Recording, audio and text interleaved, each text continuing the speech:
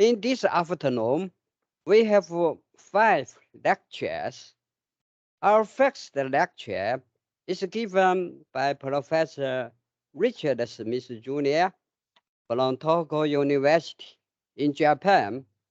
Smith Sensei, please. Good afternoon. I'm Richard Smith, and today I will speak on green chemical processes for upgrading biomass and agricultural waste. First of all, I would like to say thank you, and it is my great pleasure and honor to be able to provide an oral presentation at the International Symposium on Biomass Utilization in Agriculture and Forestry. That is being sponsored by Nanjing Agricultural University.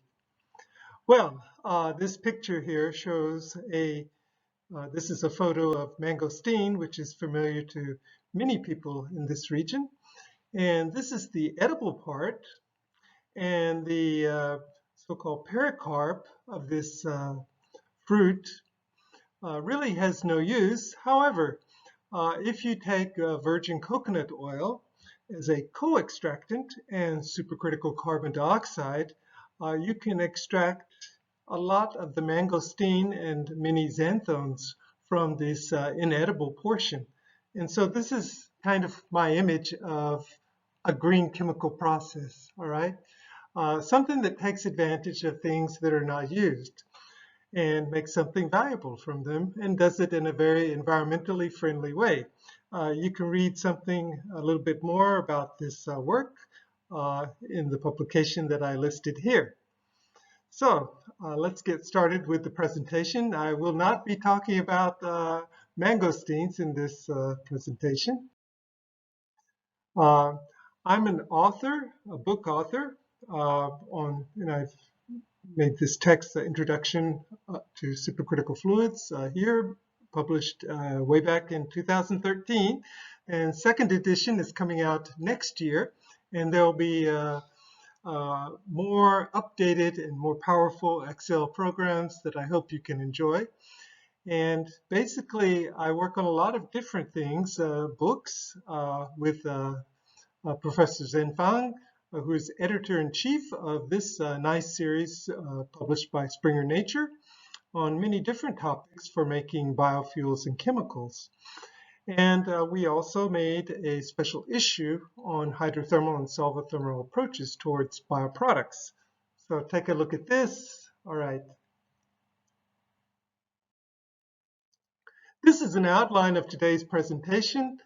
I will give you a few words about world energy consumption and agricultural waste, and then list some methods for upgrading and talk about a few methods in more detail, supercritical, hydrothermal, and solvothermal, and then talk about a couple of chemicals and materials that are of interest to us.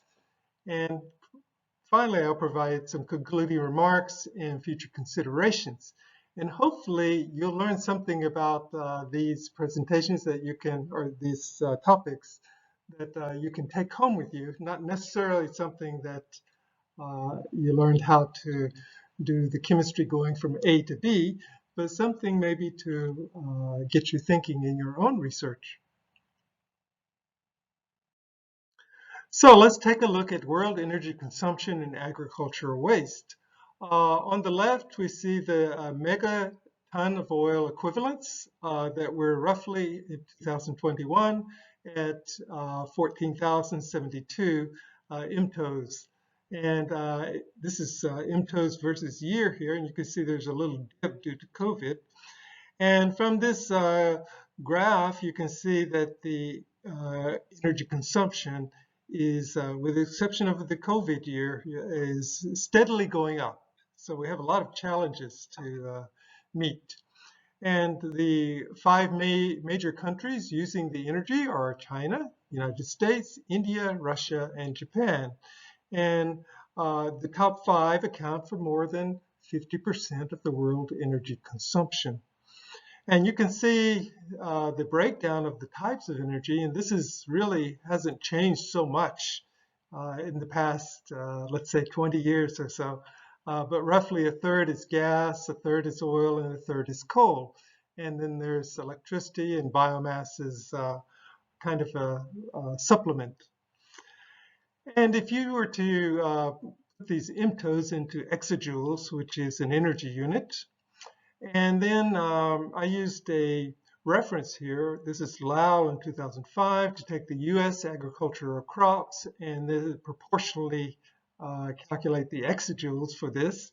You can see roughly on an exajoule basis that about 10%, if we were to use all these agricultural residues, that is the waste, uh, then we could satisfy maybe about 10% of our energy needs. This is one reason is because a lot of the residues you should be using in the crops. That's the most beneficial point. So that goes down to crop management. But on the other hand, you could choose where you decide to grow the energy crops and the bioenergy plantations that could be planted on, let's say, degraded soils. So that has to be a management issue, probably worldwide or something like this, so that we can do this most efficiently. Well, what types of agricultural waste are there? And we've heard some of those today, but of course there's those from harvesting, stems, leaves, or stalks, or if you process the agriculture, then there's shells, hulls, and of course spoilage. Or if you do some type of crop management, there's thinning. And if there's animals, you have manure or carcasses. And if there's wood, you have trunks, bark, and branches. Uh, Much less known, though, are these things on the right. And these are actually the opportunities. Plastics, including containers, fertilizers, pesticides, irrigation, mulch films. All of these are not very well managed in most countries. All right, so there's some opportunity there. And then there's rainfall runoff, or organic solids, the peelings, and the waste, and so on. So let's talk about a few of the many agricultural waste upgrading methods. Of course, we've already heard of some of these today, and some of those maybe not mentioned, or something like pelletization. This is a very practical way to, I think, make biomass into a specific product, and it's actually very popular in Japan right now. Of course, there's a lot of these other techniques. Electrocatalysis is very interesting, seems to have a very bright future, and photocatalysis also, for at least right now, the simple chemicals, but as the technology develops, then we can imagine that these methods could be very, very efficient. The three methods I'll be talking about mainly is supercritical, hydrothermal, and solvothermal. So this is basically the next part here. When we use hydrothermal or supercritical water to make some type of transformation, we can choose many things, the conditions that we operate at, and those have a profound effect on the chemical reactions. This is a pressure, temperature, density diagram for water, and you can see here the critical point of water, which is the highest temperature that you can have a vapor and liquid phase in equilibrium together, all right, is here. And the critical density is about 322 kilogram per meter cubed. So basically, if you're in the supercritical region, you're in this area here where you can change the density very, let's say, abruptly by changing temperature and pressure. Okay, the hydrothermal is around this area here. This is the saturated liquid. And again, water has a lot of, since it has hydrogen bonding, has a lot of special properties that many other solvents do not have. But all of the phase diagrams on the, let's say, a reduced or corresponding states basis look about the same as what I've shown here. Okay, there are some small differences. But in other words, you can use, or you can think about this diagram as being type of a generic diagram that you can change the properties of a substance after you go into, let's say, or after you go past the critical temperature of that substance. So let's take a look at water, and this is the liquid state. And if we plot, for example, the density versus temperature, and we look at the saturated liquid properties, then we can see that the density, of course, decreases with increasing temperature, but the important property here, at least for reactions, is the self-ionization of water that increases greatly up to about 250 degrees C, and then it sharply drops off. Okay, so this can be used advantageously in doing hydrolysis reactions because at least these conditions support hydrolysis very strongly. And of course, if you look here at the dielectric constant or the relative permittivity, it's given in the red here, or over here as a function of temperature, you can see that the dielectric constant or relative permittivity of water changes and it decreases from, let's say, a value that, at least for acetonitrile, is around, has a dielectric constant of about 40 or 38 or so, methanol, acetone, and so on, so that water is something like a weakly polar substance past the critical point, all right? You can see the other favorable properties, such as viscosity decreasing or diffusion coefficient increasing as we go get closer and closer to the critical point. Well, if we look at biomass reactivity in liquid state water, we can see that many different compounds that I've listed here, for example, proteins start to denature at 50 degrees or so. Carbohydrates react with amino acids. So this is a Maillard reaction. Or carbohydrates react into chemicals around 250 degrees C. And you can see that lignin undergoes decomposition, or hemicellulose undergoes hydrolysis, or cellulose undergoes hydrolysis, and of course, dissolution at around 320 degrees C. So you have all of these different products, and this means that if you think about it, that hydrothermal treatment of biomass has very low selectivity, all right? So the one thing that you can change with just any solvent, and it's not difficult to do, is reaction time, okay? So time is so important in this. And just to show you an example, these are some apparatuses where you can look at short contact times or short contact heating, or let's say fast heating or in very, very short contact times. So this is a short contact heating where you heat water, and after it comes up to equilibrium temperature, you put your sample in here and you switch the valves so that the water then flows through here, kind of like a hot water tea extraction or leacher, something like this, all right? And for this fast heating hydrothermal reactor, you can put substrate or additives in water. The water is preheated to very high temperature, much higher than the critical temperature, and also the pressure. And these other additives or substrates are pressurized, but they're not heated. And then they mix instantly at this mixing point. And then after that, you have your reaction and you have your products. And the products can be collected by filter, or they can be something that goes through the filter and into the collection vessel here. To give you an example, this is based on the really, I think, pioneering research of Tadajiti. And this is basically using this type of apparatus, that is, this type of fast heating flow reactor. And this is under non-catalytic conditions. So basically taking cellulose or water-soluble carbohydrates and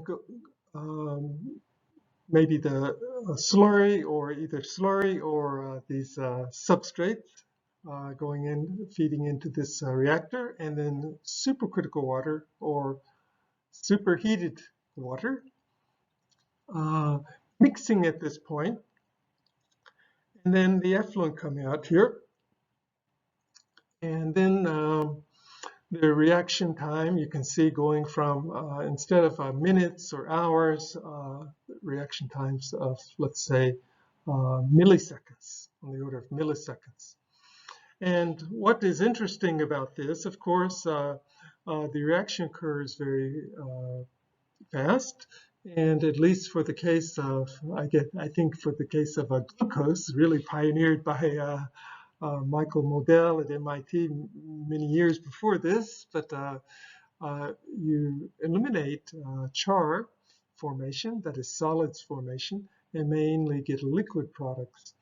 So this is the attractiveness of the method. If you take different particle sizes, and besides reaction time, particle size is also very important because this affects heat up rate, okay, of the whatever it is. And if it's a slurry, this is very important. So you can see initial effluent for a slurry coming in here, and after 24 hours, there's a separation here where you have lignin and hemicellulose, and then you have a precipitant that is a high purity cellulose. So this is published some years ago, but in other words, hydrothermal or supercritical, depending on the conditions, can be used to separate bagasse. Maria Cocero's group expanded on this, and this is published in 2015 or so, and they even looked at even shorter reaction times. So where I was saying 350 milliseconds, they went down to much lower than that. And as you can see from this, this is reaction time versus sugar yield. As they went down in time, and these are the different conditions here, they could get a very, very high yield of sugars. And mainly this was glucose and let's say chain length 6 oligomers. And maybe remarkably, if you look at this is a typical reaction scheme showing glucose going to isomerizing to fructose and then finally HMF, the dehydration that occurs. Almost no 5-HMF formed in these reactions. And then they found that by changing the reaction time to about 1 second, they could get a high yield of glycolaldehyde. So this is a kind of interesting feature about supercritical or hydrothermal treatment of biomass. We use this technique to also to study the conversion of proteins to peptides. And again, this is not a only get, let's say, maybe it may not be the final chemical product, but it is a very fast way to transform something by performing this type of treatment. And this is shown for the case of BSA, bovine serum albumin, and this has a molecular mass of about 66,000 daltons. By using fast heating in pure water, okay, this is no catalyst, no ammonia, no amino acids. Again, some in the literature, there are some studies that focus on trying to convert a protein to amino acids, but that's a very long reaction. And again, without catalysts, that may not be such a good way. But this uses no catalyst, no additives, and so no catalyst. And basically around this 14 seconds reaction time. You can see the size exclusion chromatography here, the BSA. This just changing in the retention time, and basically being able to go from 1500 to 8300 Dalton peptides. And this happens to be very important because in drug delivery systems, um, there's really no good ways to make, let's say, uh, medium or high molecular weight peptides on a large scale. Large scale is a kilogram or several kilograms, all right? So then this is one way that you can do it, and it is very environmental. You can also use this for general biopolymers. This is sodium hyaluronate. And fast heating, instead of getting byproducts or not without using any additives or catalysts, short reaction time, you can see the number average molecular weight decrease according to the reaction time shown here. So it's a very effective way. This happens to be for 5 seconds, okay? So around here, that's where we're looking at. The other thing you can do with water, and this is hydrothermal, and this is short contact time, is you can use it to separate lignin.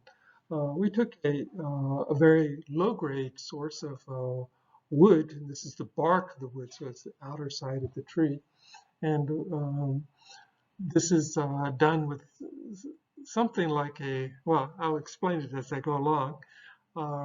Basically, this bark has a very high lignin content, so maybe 55, 60% as 55% as I recall. And the chips are loaded into here. It's kind of like a, let's say, teapot. And the water is charged and heated. And then after a certain time, it is expelled. And so that means the reaction stops. And you can see the lignin recovery from these samples, basically almost getting about 60% of the lignin recovery. And before you start having adverse reaction, okay, occurring. So around these conditions here. And so we just made a diagram here, and this just says that if you have 1 kilogram of bark and 20 liters of water, 10 minutes heating time, then you can get roughly 1,000 Dalton 0.3 kilograms of G unit lignin for the case of this feedstock. Well, let's see. How about for solvothermal? I had a colleague, and this is a joint work with Zhenfang. This colleague's name was Hu Li, who spent some time in my laboratory. He's now a professor at Guizhou University. But he used the short contact and fast heating using a microwave device to study amination. And also there's an amination review that in Green Chemistry published in 2020 that discusses this on a more broad scale, all right? Well, there's always the catalytic route, and of course that's kind of where you look and see how things are done. Of course, a catalyst has the benefit that it can lower the reaction temperature, but in this case, there's some things that were overlooked, and this is what was finally found and published in Nature Communications. Basically, if you were to take formic acid and formamide and use this as a solventless reaction, okay, that is, these two serve as solvent and reactant, that you could find some new chemistry there. And it really had a very broad scope, and I will go through it. Basically, if you take our solvent and reactant materials and combine this with furfural, then let me show you what you see. This is the reaction pathway, at least, where if it goes through this FDFAM intermediate, and then goes finally to the emanated products. And the key here is trying to develop selectivity, and again, without the catalyst. All right, so in the oil bath, which is slow heating, so the reaction time, as you can see, from 0 to about 60 minutes here. And if we look at this FDFAM species, then that is this gray line here. You almost cannot see it that it exists. In fact, you only get 1 and 2 up here, which are these products. And on the other hand, if you look at very rapid heating, as rapid as you can get it with this device, then what you can see remarkably that there is a FDFAM intermediate here. And you can see also that this allows you to get a very high selectivity for 1 versus 2, okay? And if you look over here at this graph, this is changing the ratios of the furfural to formic acid to the formamide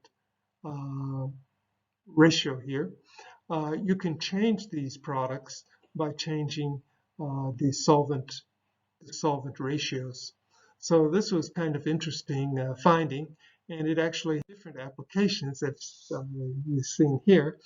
And the reason it works is because the fast heating activates this carbon-nitrogen, the carbon bond here, and because of this activation, this species is stabilized, and that means that you can, if you choose the reaction time and you choose the ratio of the solvents, okay, that are also the reactants, then you can have a selective, you can control the emanation. So it has a very wide scope for sugars or different types of combination reactions or dicarbonyl compounds. And so you can see my blog on the subject or read the paper for a bit more on the chemistry too. All right, I wanted to say a couple of different, let's say, research focuses that we have for chemicals and also materials. And today I'll be talking about the 5-ethoxymethylfurfural or 5-EMF and formic acid, and then the materials side, adsorbents, and then bifunctional catalyst. And then I won't be talking about the ordered mesoporous carbons. This is work mainly at Nanjing University with Professor Qinghua Qi, and mainly I'll talk about these. 5-ethoxymethylfurfural is a very good choice for a biofuel. You can see some of the properties here, and mainly it has a energy density that is very similar to that of biodiesel and gasoline. And it has a high boiling point, which is advantageous because it makes it a liquid biofuel. And it has a high flash point, and it has the water solubility is very low, so it makes it very convenient to be used as a biofuel. So it has energy density that's similar to diesel or biodiesel, high boiling point. It's suitable for blending with diesel. It's miscible in 5% to 25% ratios, and practically it lowers undesirable emissions in actual engine tests. So this is has all these good merits. Well, I have a or I should say I had, there's a assistant professor in my laboratory group. Now she's a associate professor at the Agriculture Environmental Protection Institute in Tianjin in China. And she does a lot of this work, biofuels. We wrote a review. This is a critical assessment of the reaction pathways for producing 5-EMF. And one is through the chlorobromo methylfurfural route, where you use a HBr, HCl with some additives such as lithium hydroxide. And then finally, you go through the etherification after you halogenate the methylfurfural. Then you go through the etherification, the ethanolysis reaction here to get the EMF. And the other way is the way everyone wants to do it, because you don't have to use all of these recycle or the chemicals. It's a big headache for separations and so on. The other way to do is to go through this route, which is a catalytic route, but I would say it's a cascade catalytic route. So it's not such a simple way, but it is a way that many people are researching. If you have EMF, then you can go to any other different chemical products, such as FDCA by oxidation, or go through, if you hydrogenate, then you can make some other compounds that I've shown here. The two routes for 5-EMF production, route 1 is the CMF, BMF route, which uses HCl, HBr, or metachloride additives, so halogenation, alcoholysis, and solvents such as listed here, cyclohexane or toluene. And basically, these are to simplify the separation a little bit, I think. But the other way is going through, if you go through the raw biomass, then you need some type of pretreatment to get the cellulose portion. And then after that, you have to hydrolyze the cellulose to glucose, and then go through the isomerization of glucose to fructose and the dehydration to get to 5-EMF, and the ethanolysis or etherification to get to the 5-EMF.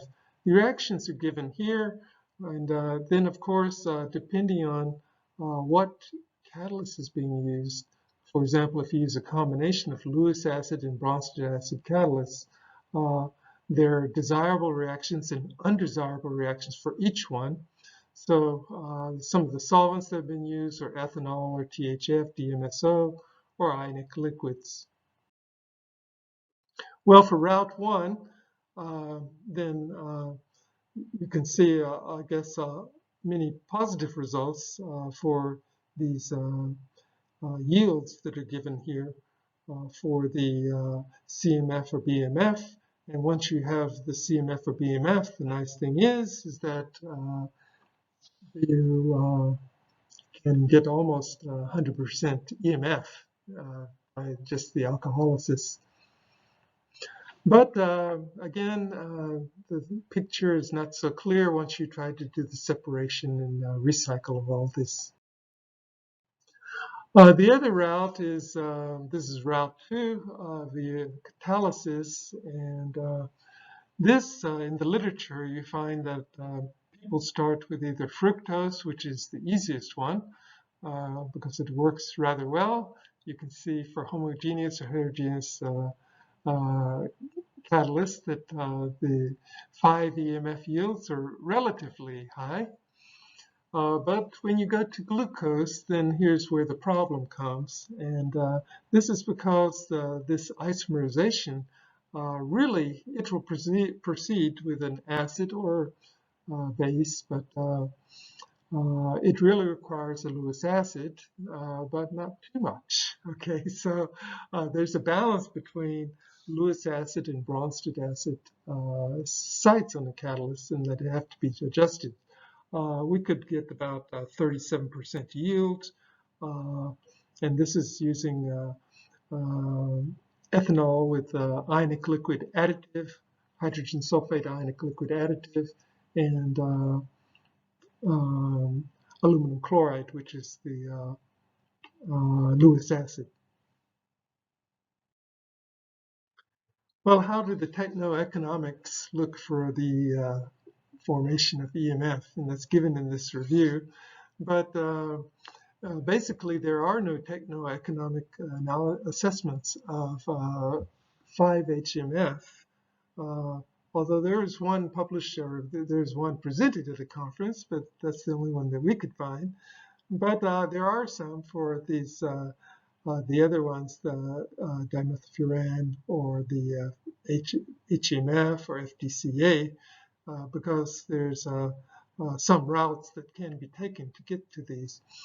All right, so basically for 5-HMF, the 5-EMF, the basic selling price is probably several euros, or depending on the exchange rate, several dollars maybe, US dollars. So the price of EMF will be a little bit higher than these. This is basically what you can conclude. But the routes are not yet established for 5-EMF. Okay, another chemical that we're interested in is formic acid. It's industrially produced via methanol. It's a convenient source of carbon monoxide and hydrogen, and has a pKa of about 3.8, so it's also a possible solvent or catalyst.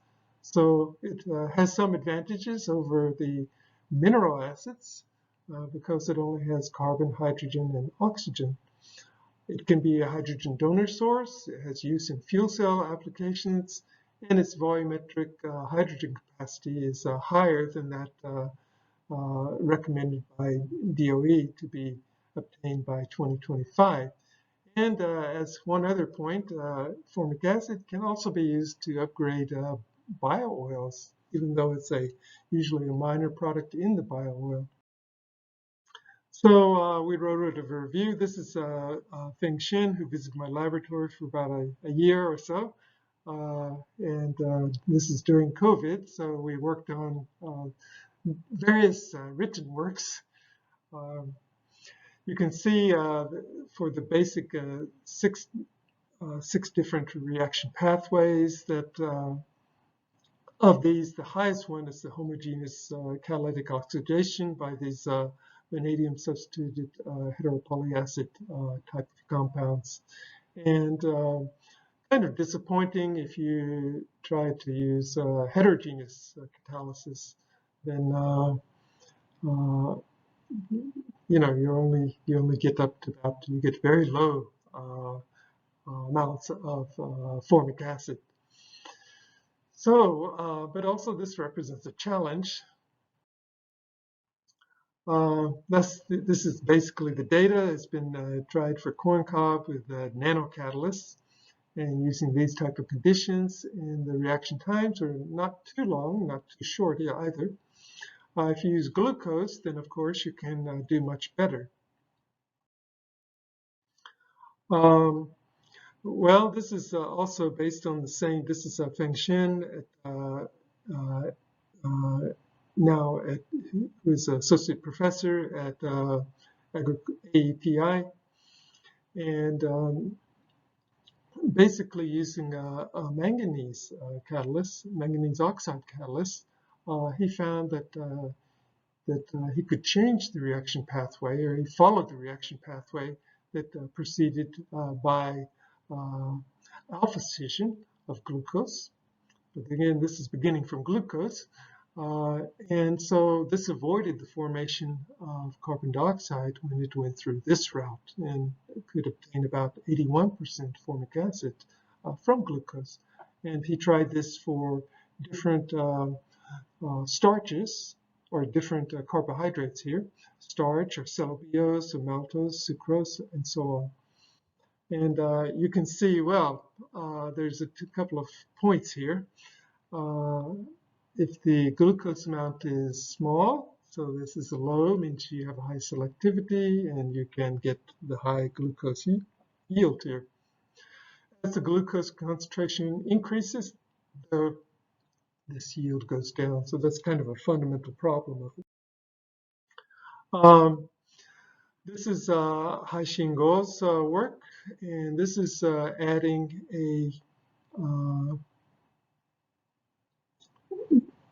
making a catalyst from biomass, or in this case cellulose, using an additive 5-sulfosalicylic acid, and this is to give the catalyst this Bronsted acidity, and ammonium formate.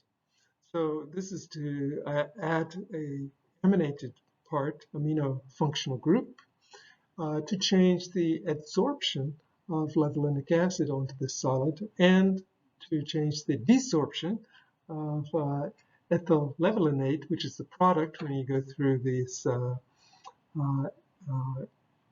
ethanolysis here, to synthesize the ethyl levulinate.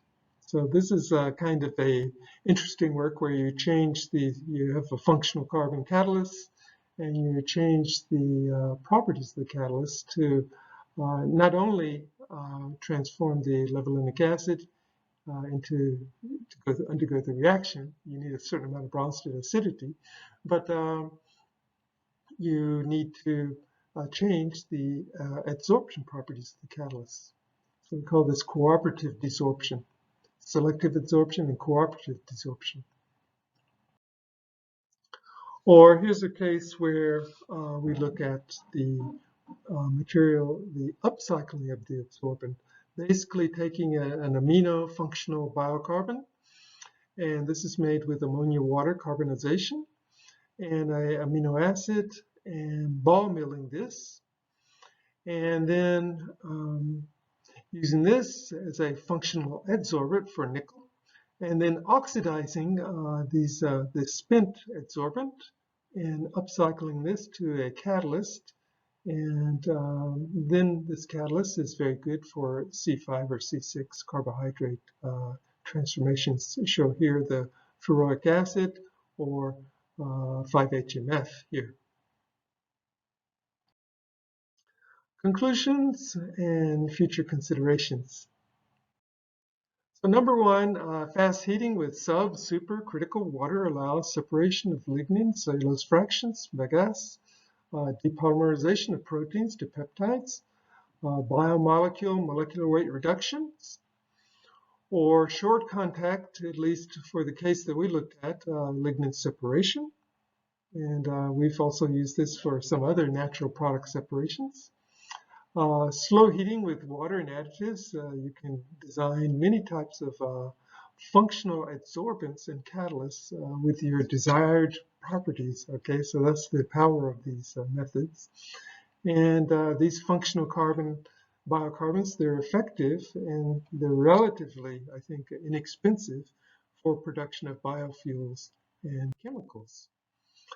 Future considerations, I think, of course, the reaction time is one of the most important things when designing or thinking about these fast heating systems. There's fluid mixing and solvent properties. Number two, the particle size is often overlooked in biomass reaction schemes. So particle size affects the heat transfer rate, surface reactions. This means, of course, Thiele modulus. And of course, the large-scale AGW conversion, these agricultural waste conversion schemes, need attention to develop product and byproduct markets in preference to upcycle materials over recycled materials. And possibly, I think the use of standardized materials can aid in technology development and maybe even reproducibility on many of these studies, because we always have this problem of trying to, let's say, we're working with a feedstock many times that may not be constant. Okay, so it may affect the results, and so this is the use of maybe developing or having a wide range of standardized materials. Okay.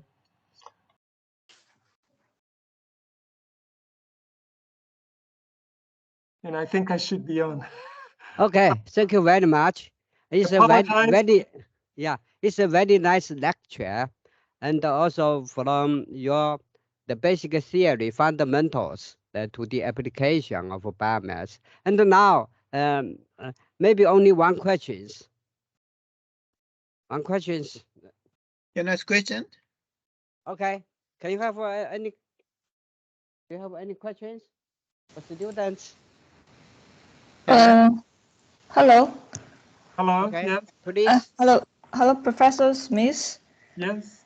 I have I also do some research about supercritical water. Recently, I'm interested in synthesis metal nanoparticles in supercritical water. Yes. So I would like to ask you. I'm just wondering, interested in one experimental detail about the heating up of the feedstock, because in your lecture, you introduced that the short reacting time may be benefit for some processes. Then one of your presentation, one of your slides shows that one of your work can reach the reaction time as low as 0.015 seconds. Yes. So how did you realize that? Because I understand that we want to heat the feedstock into higher reaction times. So we import energies, but it needs time. It needs time to allow the heat transfer into it. Then how we could done the reaction so quickly? Well, the best way to answer this is to, again, we can discuss, but when you mix two streams together, we're talking about the average, what is going average, and there's back mixing or other things that are going, but we're talking about the average, let's say the mean residence time.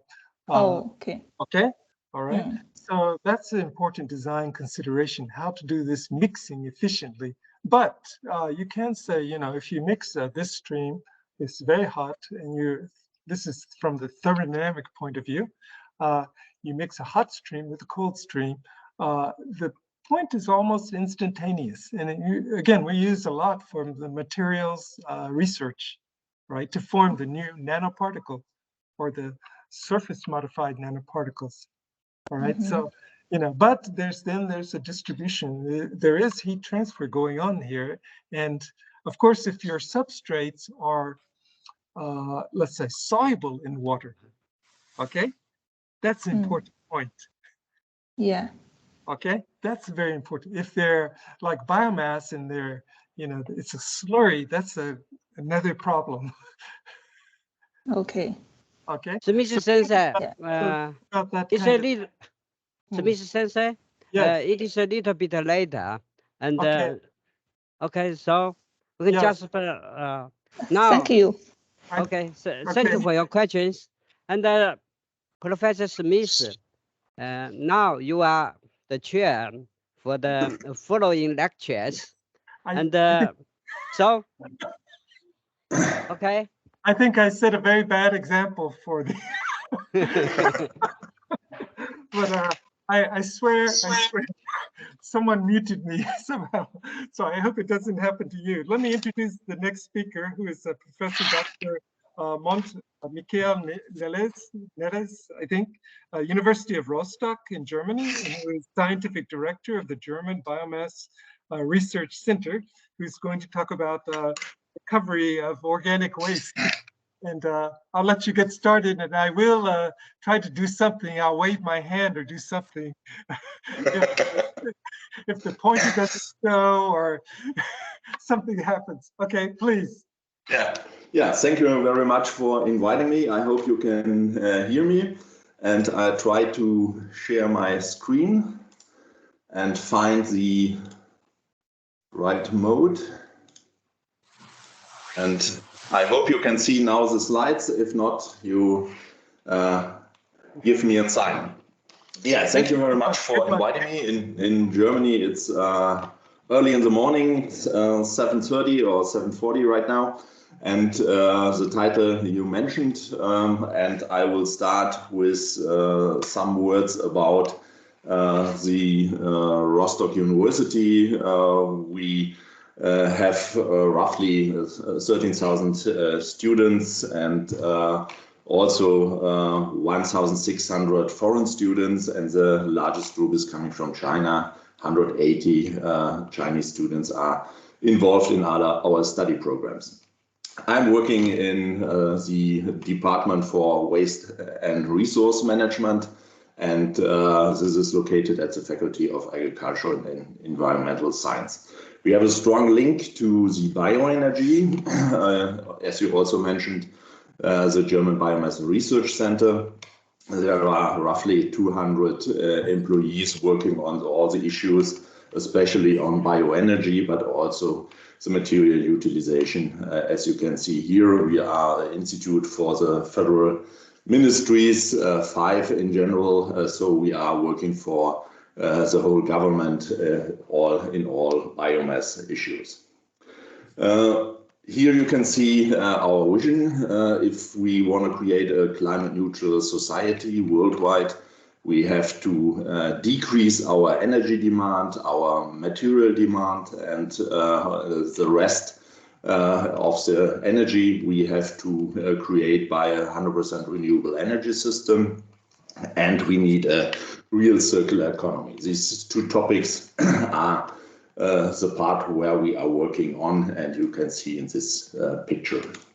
I will talk a little bit about the waste management system in Germany, the energy system, also related to resources and especially organic waste and residues, and some outlook what we are doing in the future in Germany.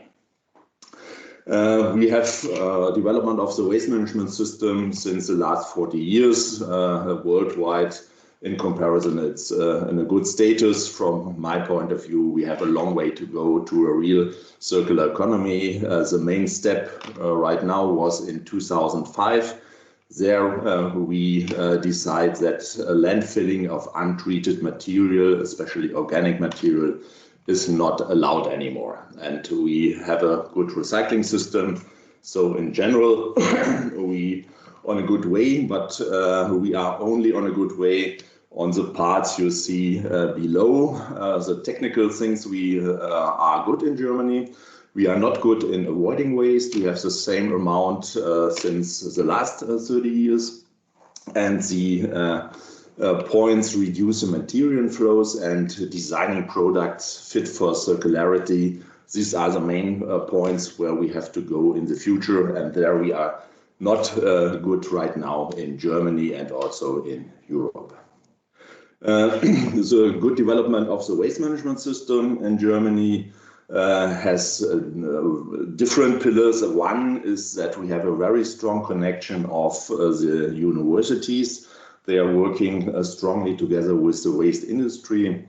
So we find a technical solution for all the recycling processes, waste to energy, composting, and also anaerobic digestion. So this is a main topic that we are working well together in Germany with the industry.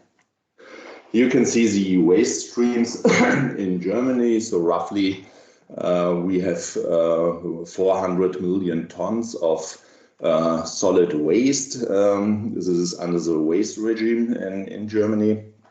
And we have roughly 80 million people, so 500 kilograms per year. You see 5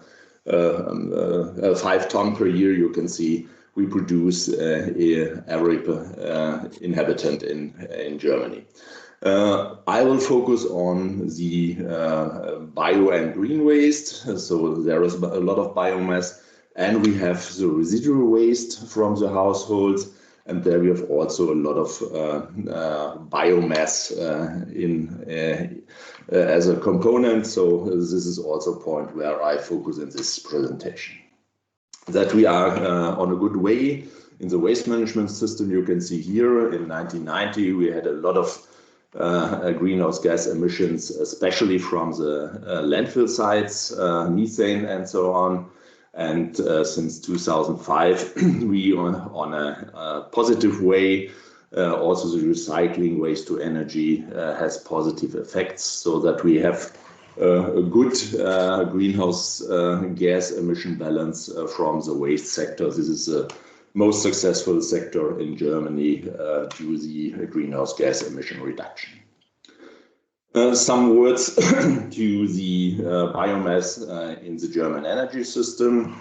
We have the organic waste, you can see on the right side. In the middle, this is the main part, bioproduct and residues from agriculture and forestry. And we have a special situation that we grow up energy crops for the energy system. We have a different possibilities. You can see we have different substrates we can use. We have a complex biomass supply and biomass conversion. We can do everything. We can produce motor fuels, electric power, heat and cooling, but not everything is sustainable. And this was the reason in the year 2008 to set up the German Biomass Research Center to handle all these issues. In the energy system, we have also a long way to go. You can see here, we are talking in Germany since 20 years about the so-called Energiewende. This means that we have to create a 100% renewable energy system. This is a topic of, or the result in 2021, only 16% is renewable energy part. And so we have a very long way to go, but we decide politically that this must be finished in 2045.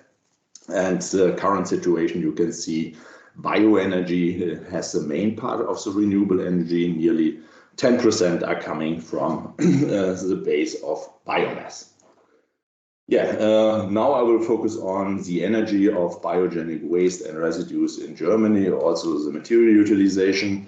And we did a balance of how much resources of biogenic residues we have in Germany. You can see here roughly 240 million tons of dry matter, so without water. This is a very important issue. And you can see the main part is coming from agricultural byproducts and forestry byproducts, but most of them we need for sustainable agriculture and forestry production. So this is not usable for material or energetic parts. Below you can see the typical waste fractions, municipal waste and sewage sludge from the wastewater treatment plants, industrial waste and so on. So in general, we have a technical biomass potential from the residues, roughly 112 million tons of dry matter. And there we can decide what we will do, material utilization, energy utilization, and this is the part where we are working. If you put this all together, roughly 10% of our future energy demand we can create by the basic of biogenic residues in Germany. This is not the solution in general, but an important part of the solution. Yeah, now some examples. Animal farming in Germany. You can see that we have roughly 19 million tons of dry matter, slurry and manure from livestock in Germany. And this is a theoretical potential. And we have only 1/3 of it in current utilization, especially in biogas plants. I will show you later a little bit. But you can see the main problems, the untapped potential, roughly 9 million tons. This is where we are working now to have more of this slurry and manure going to biogas plants in Germany. This is the current situation of biogas plants in Germany. We have roughly 9,000 biogas plants. You can see on the left side a map of Germany. And so they are spread all over Germany and are a good basic also for a decentralized new energy system, what we are creating. We can produce the electricity, also heating, and this is the current situation. I will go in this a little bit more in detail later. Some words to bio-waste in worldwide, also the situation in Europe and especially in Germany. This shows that the greenhouse gas emission from food loss in the whole value chain is a real problem. If you compare it with countries, the emissions, then we on place 3, and also if you compare it with big worldwide in industrial sectors, for example, the road transport is only a little bit more than the food loss and waste emissions. So that we have a real problem, and there we have to find solutions. And one important thing is that we have also in the part of bio-waste a circular economy, and here you can see what we are doing in Europe. This is a picture from the European Environment Agency, and there we are working on, and but also there we have a long way to go in Europe. You can see here a map of Europe, and all countries they are green. They are on a good way, especially France has a good separate collection of bio-waste, also Switzerland, Belgium, Austria, Slovenia.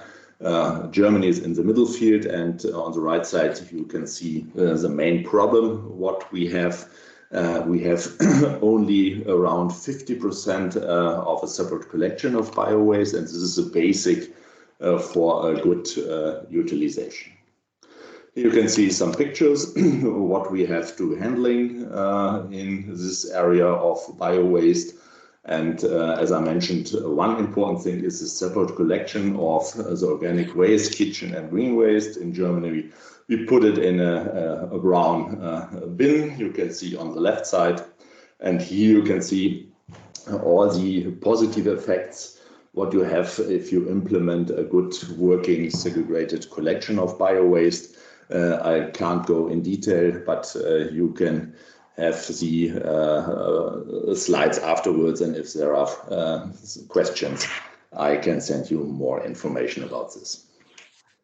In Germany, we have two technologies we implement in the last 20 years. We started with bio-waste composting and combine it step by step with the anaerobic digestion. So this is the point we are doing right now. We have the organic waste from the private households. There we have a lot of kitchen waste in, also gardening waste.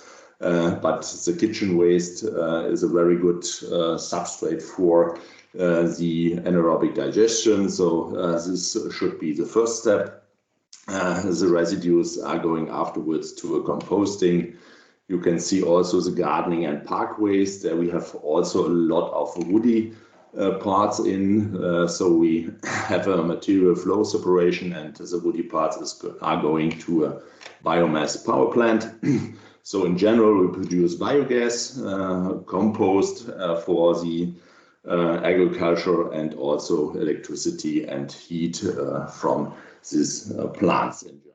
This is structure we implement in Germany, and you can see we have now a capacity in the composting area of nearly 16 million tons, and we produce a good quality compost, roughly 4 million tons. 60% are going directly to the agriculture, and then we have a lot of other possibilities to close the cycle with this very good quality of bio waste compost. The so-called Bundesgütegemeinschaft compost is responsible for the quality management in Germany, and they do a good job. We have also roughly 3.4 million tons of digestate from the biogas plants, you can see here, and nearly 100% are going directly to the agricultural use afterwards. We have, as I mentioned, a good quality management system, the heavy metals and the other pollutants on a low level. So this is not a problem in Germany, but we have a problem where we have to work hard to find a technical solution. As you can see here, the fine plastic particles. This is a problem if you have plastic in the substrate in the separate collection for more than 0.5%, then you will get a problem in the process in general, because afterwards you have a lot of these fine plastic particles, and this is an important thing to get this out before the bio waste compost is going to the agriculture. Some words to the residual waste. This is a situation in Europe. You can see that material recycling is increasing. This is also the goal. The problem is the middle part, the direct landfilling. We have a lot of direct landfilling also in this time, roughly 20-25%, and this is a lot too much. And we need in Europe too long time to close all the open landfill sites. Incineration is an important pillar for the waste management system, and the blue part, composting and also anaerobic digestion will increasing in the future. Here you can see the main problem we have in the residual waste. So residual waste is the waste after the separate collection of all these waste parts I mentioned before. And you can see here the problem, roughly 40% in Germany and also in the Netherlands are bio waste in the residual waste, and therefore we have to find a solution. Like in China, we have in the residual waste part nearly 80% are going to waste incineration plants. There you have also a lot in China. The other way is a combination of mechanical biological treatment with incineration. This is also sustainable, and these two parts are the solution for the residual waste after the separate collection. Some words to the future, how we think at the German Biomass Research Center, what we have to do. First point is biomass in general, also in Germany, is a limited resource. First of all, we have to produce a food for the people. Then we have material use, mostly in a cascade system in the future. And afterwards, there we have a lot of residues, and there we can think about the production of renewable energy from the biomass, and also fertilizer for the agriculture. This is also the picture for the DBFZ concept. We call it smart bioenergy concept. And you can see here that we have a lot of different sectors in Germany handling with biomass and also with the residues of this production. We have agriculture and forestry, the processing industry, the engineering part.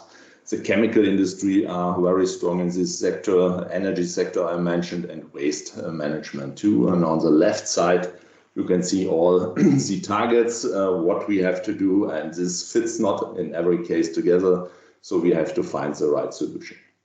We are involved in a big bioeconomic cluster in the Middle Eastern part of Germany. There is a wood-based bioeconomy cluster where we can produce chemicals, material and energy. And from the DBFZ, we are responsible for the energy part. Here you can see some of the bio-based products, what we are creating. And in every case, we have a lot of residues, and this we have to handle at the DBFZ.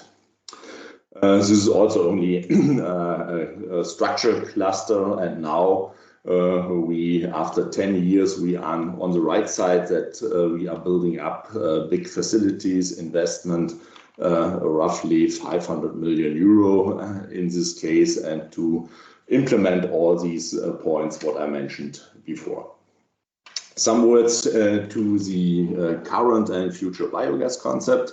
This is what we do right now in Germany. We have the biomass, also the bio waste, and put it in a digester. Afterwards, the biogas we use directly in 90% in so-called combined heat and power units, produce electricity, roughly 40%, and 50% we can use. 5 minutes left. Okay, we can use as heating, and this is a facility what we have at the agricultural companies on the field. There's a digester. Afterwards, we have decanter and produce fertilizer. This is going back to the agricultural field, so it's a closed cycle, but this we have to optimize in the future. One point is that, as I mentioned, we have 9,000 biogas plants, and they produce electricity for the grid. And here we are optimizing that they produce then the electricity if we have no wind energy and no solar, so that we can fit the gap inside. And there are different projects are going on to optimize the system, what you can see in this picture. The other way where we are working is to increase the simple digester to a biorefinery and produce also substrates for the chemical industry. And there we have also successful projects running, for example, at the DBFZ. So I come to the conclusion.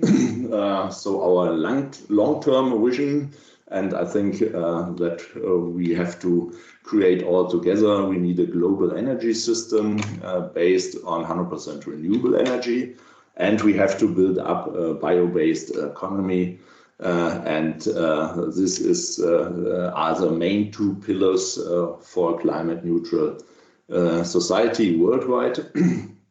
And the utilization of biomass, particularly after all the utilizations, the organic waste and residues are key elements for the energy system, but also for the bio-based economy. And you hear a lot of interesting possibilities and solutions today and tomorrow.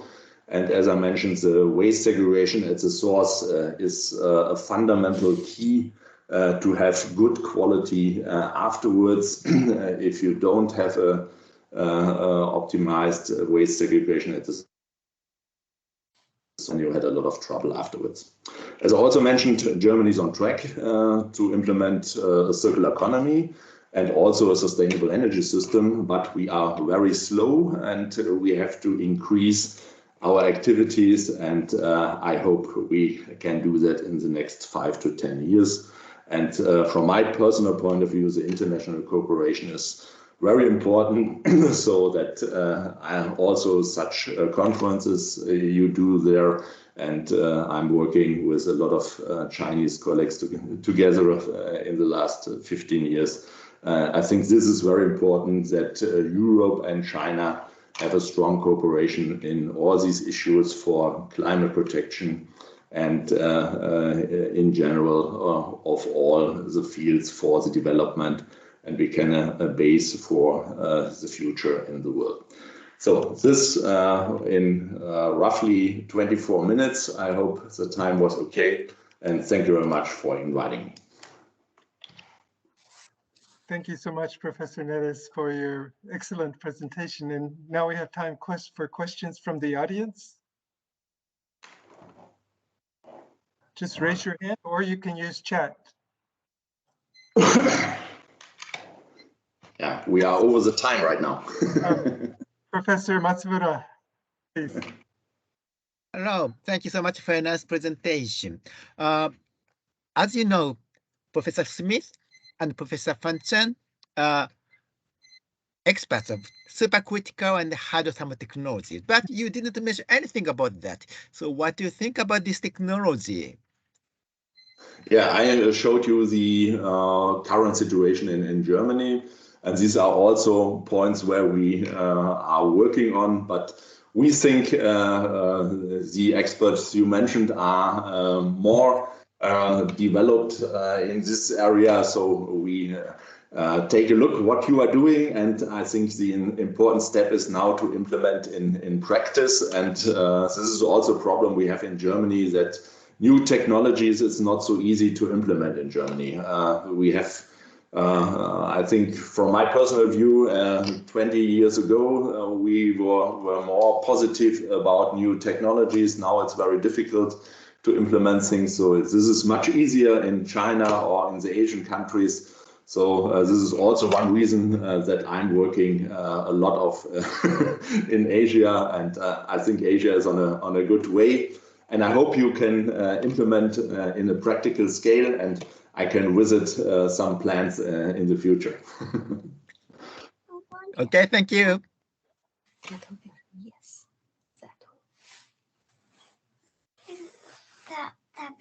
Professor Niels, may I have a quick question? Yes. Sure. The first one is I was wondering, so is it a current opportunity actually for Germany and European countries for bioeconomy, since the energy supply is not stable, such as the Russia, the natural gas supply is not stable. So the policymaker or the government would invest it more on the renewable energy. The second one is that from advisory board perspective from you, so what kind of research for our academia should be focused on? So based on the policies and the future challenges. Yeah. Thank you so much. Yeah, we in Germany we have the problem that we talk a lot about as a so-called Energiewende, that we build up a 100% renewable energy system. But I showed you we have only 16% of renewable energy. So we need a lot of gas in the past from Russia or somewhere else. And this is our fault that we don't increase the development as fast as it started in 20 years ago. So now we have a lot of problems, and we this year and next year we have a lot of trouble. But I think everyone knows now the importance of renewable energy in all sectors, not only in electricity. There we have 40–50%, so we are okay. But in the heating part, we are below 10%, and also in the mobility, we are below 10%. So there we have a lot to do, and then we have also the basics to develop at the universities and the research institutes. There's a lot to do, and this we have to do together. Yes, thank you. Thank you so much. Thank you very much. Okay, so I think time is up. Yeah, thank you very much for inviting me. Have a good time. Yes. And see you. Bye-bye.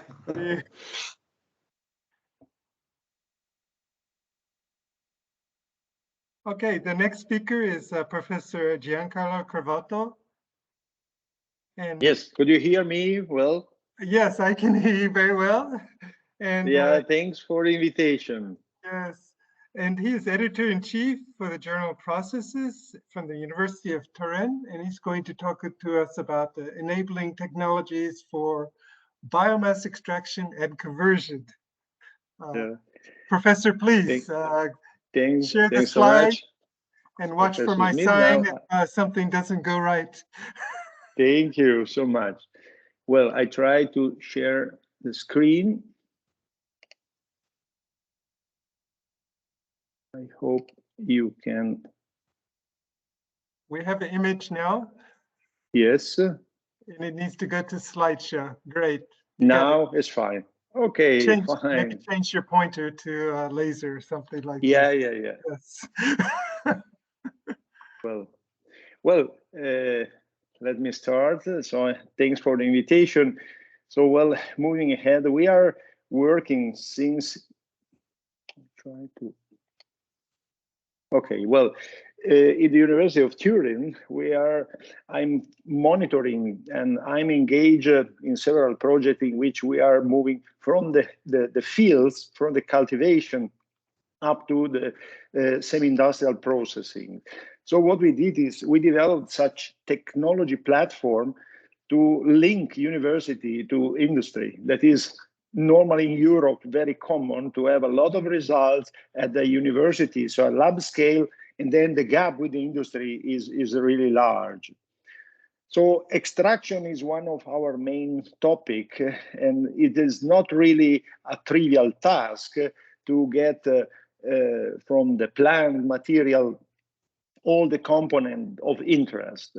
So we are working with several technologies, ultrasound, microwaves, many other reactor, and also in the preparation of material with cryomilling and so on, then pulsed electric fields, enzyme, and so on. So biomass that mainly are considered as a waste are still a source of important molecules and target molecules for pharmaceutical industry, for chemical industry, and also the base to create biomaterial. What we are thinking is that the solid separation at the beginning of when you have a very complex natural material substance, so mix of coming from plants and so on. So the solid separation exploiting the effect of cyclones and vibrating sievers could be an enormous advantage.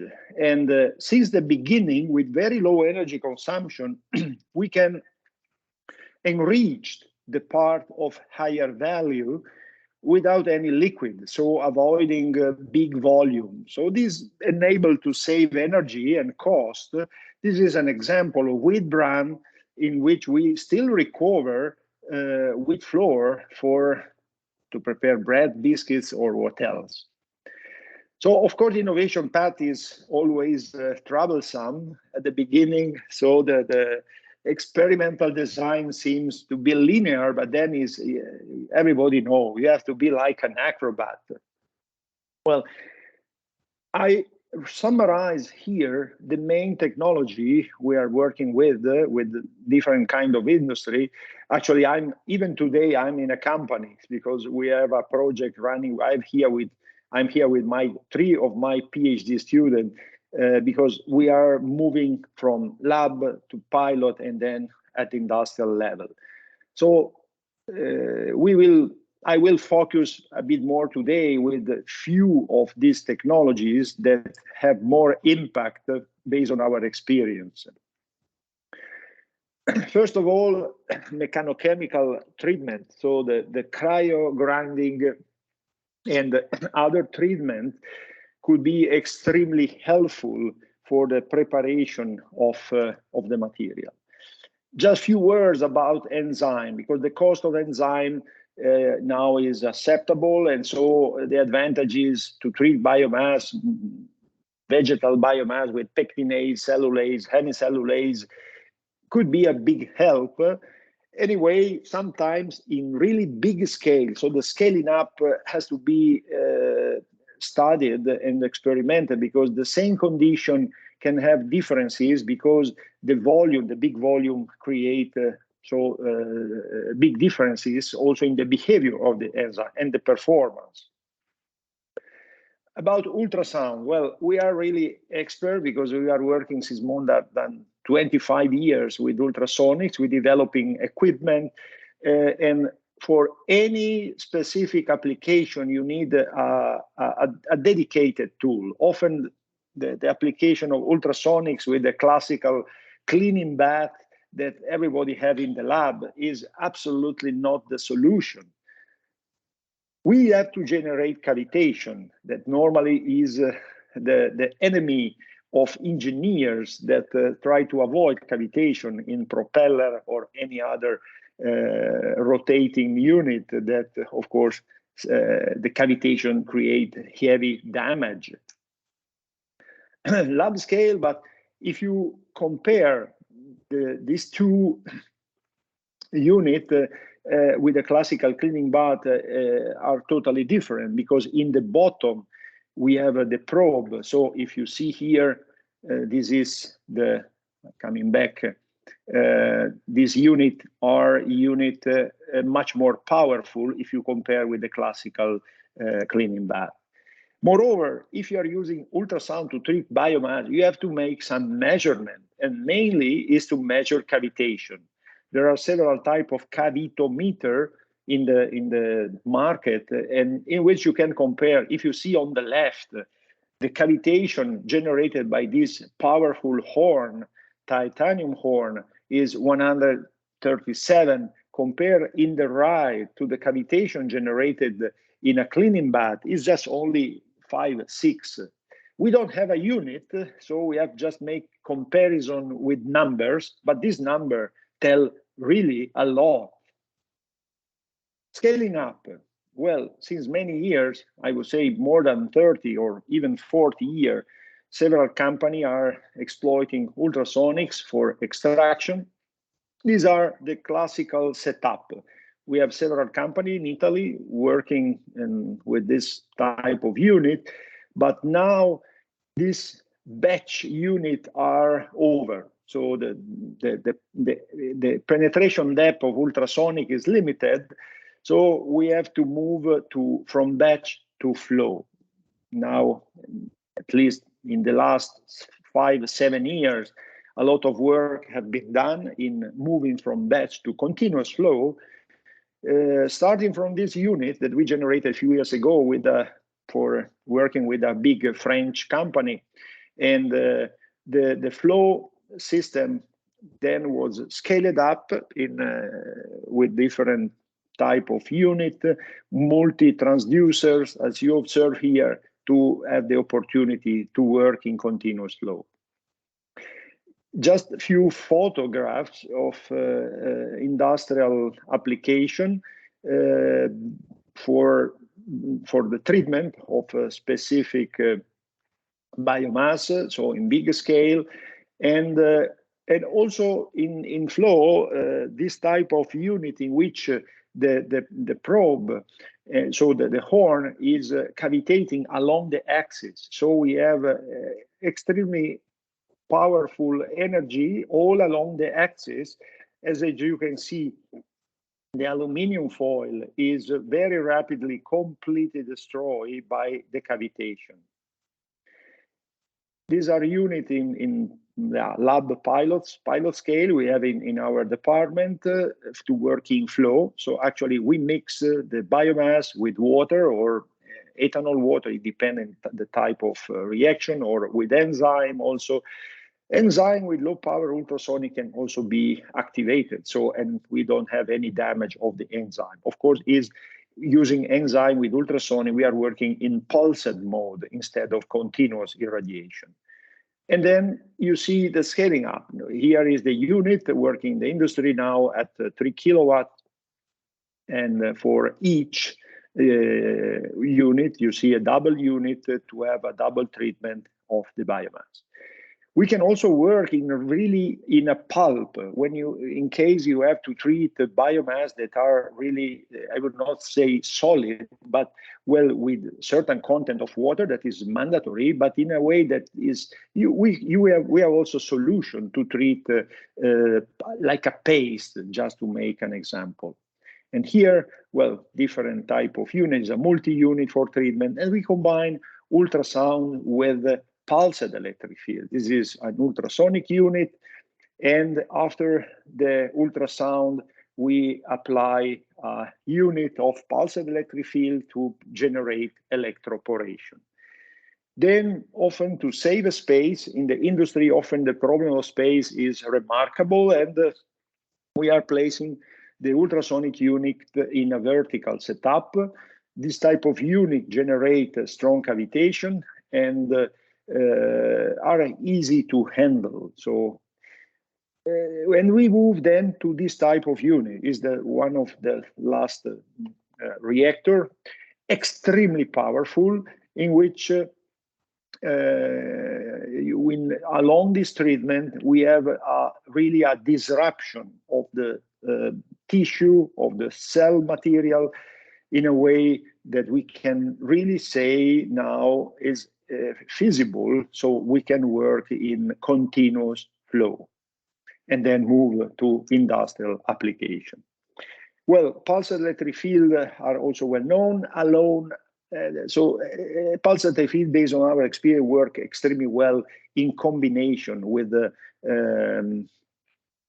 for instance, with ultrasonics. So the power and the generation are extremely safe, and in certain material. This is the last setup we had. You see the unit. We also measure the volume. We have a flow meter. We generate the condition for the sequence of pulse in normally are every 30 microsecond we have, and then we can also invert the polarity. So is a tool to work in flow that guarantee really good efficiency. Of course, for biomass are extremely useful the high share homogenizers, in which you can treat very high volume, as well as rotor stator hydrodynamic unit like this one. Hydrodynamic cavitation is, and then in this unit you can regulate. We have a unit you can see here. This is the unit we are working now. We can regulate the distance between the rotor and the stator in a way that we can adapt on the base on the dimension of the particles. Very useful could be the combination of hydrodynamic cavitation as a first treatment, then followed by ultrasonics. We have several units that can work together. And here is another unit still in which the peculiar aspect is that the material to be treated is moving counter current with the liquid.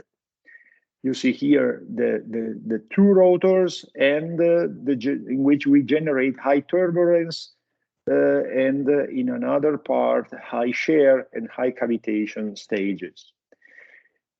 We can also work with turbine, much more expensive, much more sophisticated unit in which the rotating system is it rotates at a very, very high speed. It means that with an engine that we can compare with a little aircraft. So anyway, the performance of these turbines are amazing, and again for specific application. This is mainly used for food industry.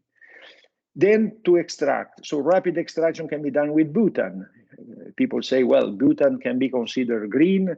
Well, of course, is a hydrocarbon, but at least you don't have a residual amount of solvent in your material. We are working a lot with supercritical CO2 to get like a pyramid from the biomass. First of all, the most valuable component, and then we move to the treatment then of lignin, of cellulose, hemicellulose, and so on. So supercritical fluid are well known and well established also in the industry. It's we have also in Italy very big plant for, like you can see here, for the decaffeination, very safe product and excellent way to extract component from biomass. In order to accelerate the extraction rate, we combined a few years ago ultrasonics and supercritical CO2 with excellent results. So often we can reduce to 1/10 the speed of the reaction. So, well, you can see here the application, and then also the last type of unit that we apply in flow mode. Several we place big area which collect we have the waste, and with this treatment we can really reduce the risk, in particular microbiological risk. We treated industrial wastewater from pharma industry because the problem is also that pharma generate waste that still contain antibiotics. We did a lot of work in this direction because antibiotics create the problem of antibiotic resistance, with this type of treatment, we can really, and we publish a couple of papers already. One is also now ready to be submitted. We avoid the risk of residual amount of active molecule, because then in the big treatment for consortium of city treatment of water, then are inefficient in this way. So to treat a specific, and then the condition, okay, we can regulate the power, we can regulate the flow. There are several parameters that can be, of course, improved. I see some in the chat, perhaps. Yes, that's right. Please ask your question.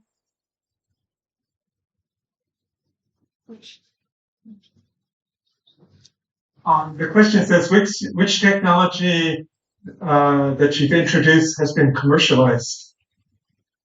I would say almost all. Yes, are now already a bit faster. So normally are customized. So generally we have also our development activity with a company in which the technology is studied, and then the design of the reactor is based on the volume, on the type of treatment that we have to do. But I would say almost all are in the market, yes.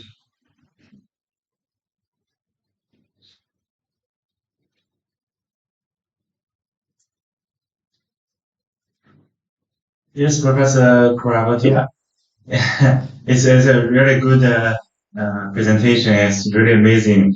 I hope after the pandemic we have opportunity to visit your lab. There's so many pilot plants I want to see. So I have a quick question about what do you think is the most challenging thing to transfer the lab scale research to the pilot plants?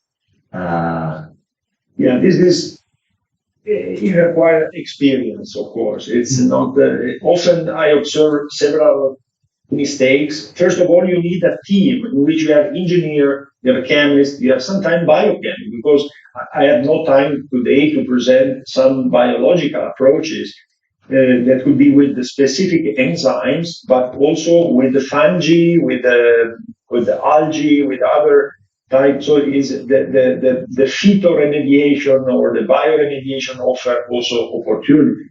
But in the same time, for the treatment, of course, physical treatment are the treatment that can be more easily scaled up, and with multi-unit, ultrasonics or either the rotor stator unit can be combined, and you can treat it really enormous volume. Also in China, I visited a plant in which you have in the era before COVID, of course, then unfortunately we stopped to travel, but I have very good collaboration also in your country. And the application for big volume is already, for this hydrodynamic cavitation in the northern of Nanjing. I visited a unit that treat the water polluted with green algae. It is very simple, very efficient, and you can clean the water with relatively low. With classical hydrodynamic cavitation, with venturi tube or with orifices in which the cavitation stop. So the cavitation is really not killing bacteria, fungi, yeast, but it inhibits the proliferation of microalgae as well. So is economically also an energy. The energy consumption is limited, so it's really a way to scale up and apply in big scale. Thank you. Thank you so much. Okay, I think we're out of time. Have one more? I have a question. This is China. Hello, yes. And then you have a lot of reactors, particularly autosolical reactor, flow reactor. And then my simple question is, this is easy to build up the microwave flow reactor. Or we try, this is possible flow for microwave. Yes. Yes, I didn't include here because the use of flow microreactor are a bit more for synthetic application. But we have also flow reactor. We use a flow reactor. I presented one example here that is the flow sink, but there are other flow reactor. Actually, the industrialization of microwave can only be considered in flow. So the batch unit it has no sense because it's impossible to scale up. And the new unit available also in the market, there are at least 3-4 companies that produce at the industrial scale microwave reactor, but the main exploitation or the main application is for synthetic purposes instead of biomass treatment. But anyway, I know at least 2 examples also of microwave reactor or radio frequencies, because the point is the penetration depth of microwave and also radio frequencies is limited. So if you have a big reactor, then you have a limitation of penetration depth. Different is in flow, in which all the biomass is treated, is irradiated, is much more efficient. So the scaling up is of microwave is already working. Several company is expensive. So if you compare the cost, the investment, so the capex for ultrasonics or hydrodynamic habitation is much lower compared to microwave or radio frequencies. But well, both the 245 gigahertz and also 1915 megahertz, there are industrial plants working in flow mode with microwaves. The investment is bigger, yeah. Actually, the pressure I think is critical for microwave reactor. Yeah, well, in batch is easy. We have the synth wave that works very well. I know it's also commercialized in China, in Belgium. It works very well. High pressure. Of course, the flow reactor in flow mode, we work in flow with microwave up to 5, 6 bar, 7 bar. So in batch we can reach 200 bars. So it's of course different. But with 5, 6 bar, you can already do a lot of application. So it's not bad. We have a regulation valve to see the setup, but well, it's feasible. Yes. Okay, so we must try to stay on Thank time. you. Thank you so much, Professor Proto, and great to see You're you. welcome. Thank you. I'd like to move to the next speaker, please. If you can, if you still have your screen share, yes, unshare your screen. Professor Kevin M. Benguin. Okay, good. Yeah. You're here. I can see your screen now. And he's from Ghent University, Belgium. And he's going to talk about fast pyrolysis and give us a fundamental understanding of the subject. Okay. Professor, please. Hope you can see my screen. Yes, I can see your screen. And if you change the laser pointer, maybe I can see if I can see that. I can hear you fine. See. Yeah. Okay, good. Okay. So let's go. So today I will speak about gaining fundamental understanding of biomass phosphorysis by advanced experimentation, genetic modification, and kinetic modeling. So just to introduce myself, so I'm Professor at Ghent University. I'm director of a large research center and have a relatively large group, about 150 people that I'm directing. Today there are about 40 PhD students in my group working on all kind of different activities, and we work for all the major oil and chemical companies in the world. So this is a view from my office, and it's part of the facilities that we have. So this is 25% you see on this part. We have a lot of pilot facilities, but also facilities for catalytic conversion and really fundamental research. Next to that, I developed the Coursing 1D program, which is commercialized in China, which is the #1 software for modeling steam cracking plants in China. About 60% of all the steam cracking plants are using my software. So we basically focus on large-scale chemical production, functional materials, and liquid energy carriers and transportation fuels. So my research group, which is Laboratory for Chemical Technology, groups about 15 professors and work on 6 different research teams. So reactor engineering, polymer design, catalyst design, circular process design, low carbon technology, and renewable chemicals and technology.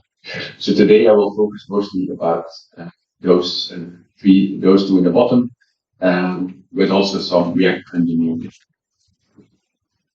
Next to that, I'm director for the Center of Sustainable Chemistry in Ghent, which groups around 40 professors working in sustainable chemistry, with also a large number of pilot plants, among others, the bio-based pilot plants. And next to that, I'm also CTO of the Capture Initiative, which is an inter-university initiative between 4 research institutes in Belgium. We work a lot on circularity, and this means we work more and more on plastic waste. Today we have about 20 PhD students just working alone on recycling. So we do everything from mechanical to plastic to chemical recycling, advanced recycling. In this way, we hope that we can help Europe make the transition from a fossil-based industry to a full circular industry. And that will probably happen in the coming 5 years. Next to that, we have biomass.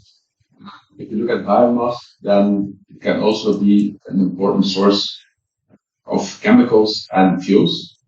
Today, it's rather not heavily used because the solutions are not economically competitive.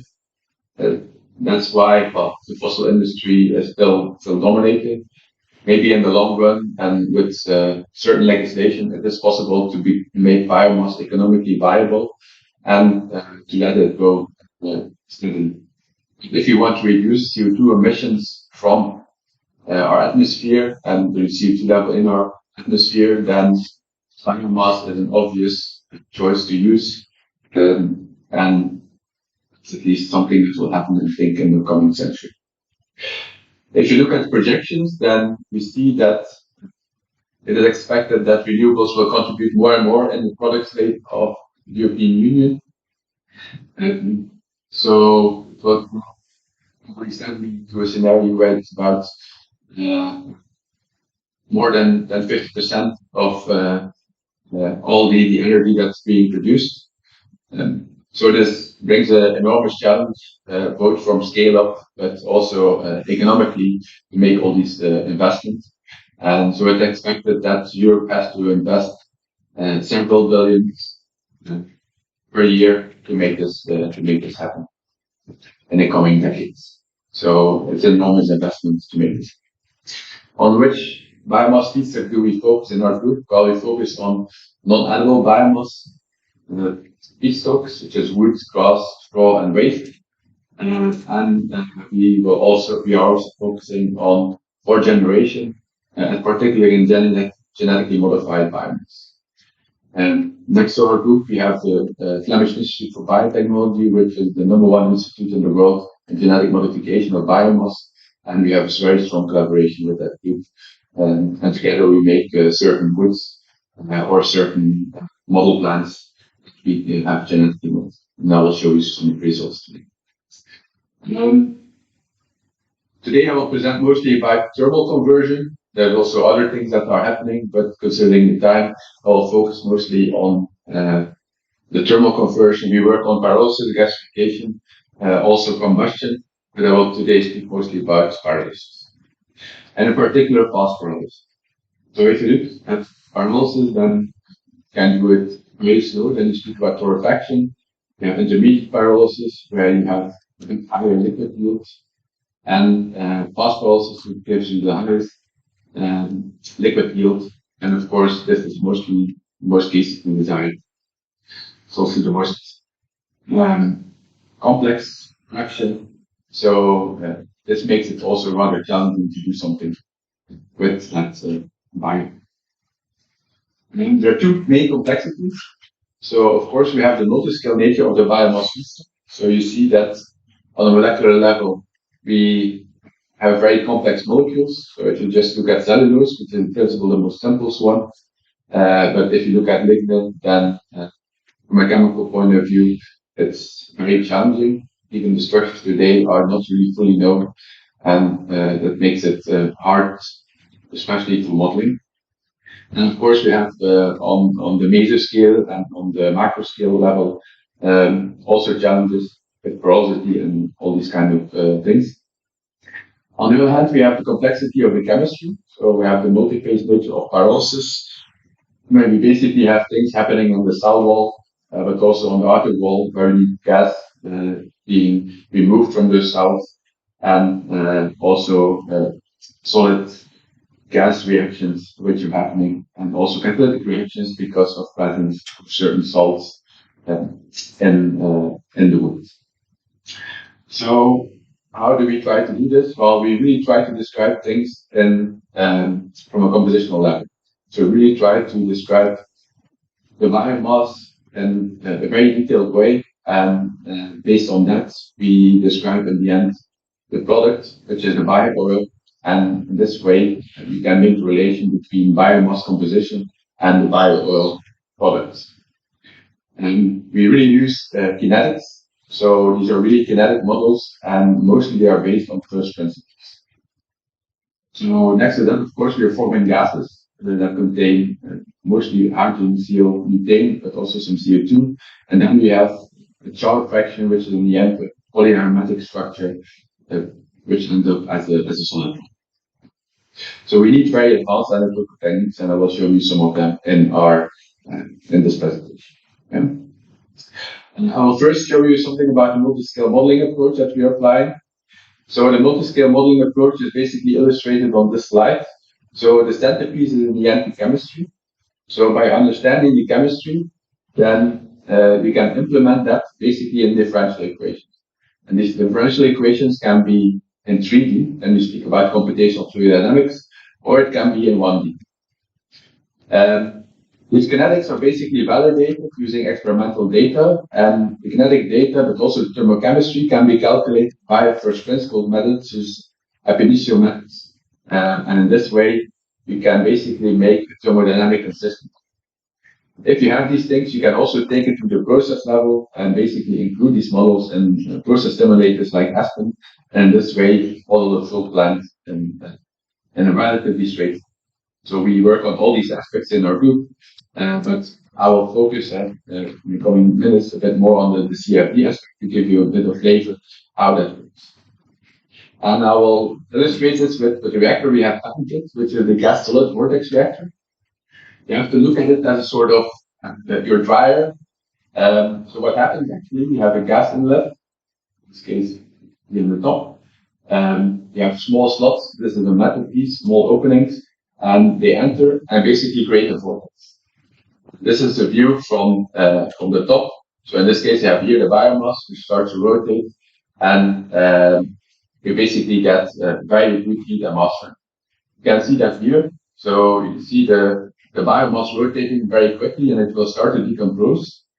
You basically have an equilibrium between kind of Coriolis force and a drag force, and in this way, very small particles will be entrained, very large particles will stay inside the reactor, so you get also an automatic separation of the jar that's being formed, which is typically very small, and which does not stay inside the reactor. You see here the different reactors that we have developed in our group. So the first version was cold flow, so very cold temperatures to study the heat and mass transfer. So hot flow for higher temperatures, 100 to 150 degrees. Then we have the reactive unit that works up to 1000 degrees Celsius. And you see this actually is a modular system. So you see the different elements where it's constructed from. And basically, if you put everything together, it's like a puzzle, then you can make this reactor. So if you put biomass in there, non-reactive conditions, you see the biomass rotate, it rotates very quickly. So you get a very even bed. And this is ideal for perfect heat and mass transfer and temperature. Yeah. What we do is we also measure the velocity of all these different particles, and we use those data to validate our CFD. So CFD is computational fluid dynamics. So you see here all the velocities that we determine, basically based on particle image velocity. So we track all the individual particles, and in this way we can basically measure the velocity field of all the different particles, and then we can compare it with our model. And why do we do this? Well, in this way, we can basically design our reactor in silico. So we don't have to build new reactors. We basically can always design new reactors with our models. This is obviously a lot faster, and also a lot cheaper than building each time a new reactor. Yeah. But computational fluid dynamics can also stand for colors for the reactor. So it's a very good tool, but you have to use it wisely. And if you use it wrongly, then you can basically get any result that you. So it's very challenging, and it's computational, very demanding. For example, my group uses about 25% of all the supercomputer capacity in Belgium. Yeah. And then you can do a lot. So you see, in this case, for liquids, you see here everything what we measured, what we simulated experimentally, again with PIV, but now for liquids, and we get a very good accuracy and very good agreement between the simulation and the experimental results. And this opens the door, of course, to design new reactors. This is actually what we did. So we did this for biomass phosphorysis. You can see here the jar, which is selectively entrained, the biomass that stays in. You see that gas inlets and so on. And in this way, we are producing bio. And the good thing about this reactor is you see the high yields of bio oil that we get. The amount of bio oil that we get is substantially larger than the best two net reactors, and a lot better than any other.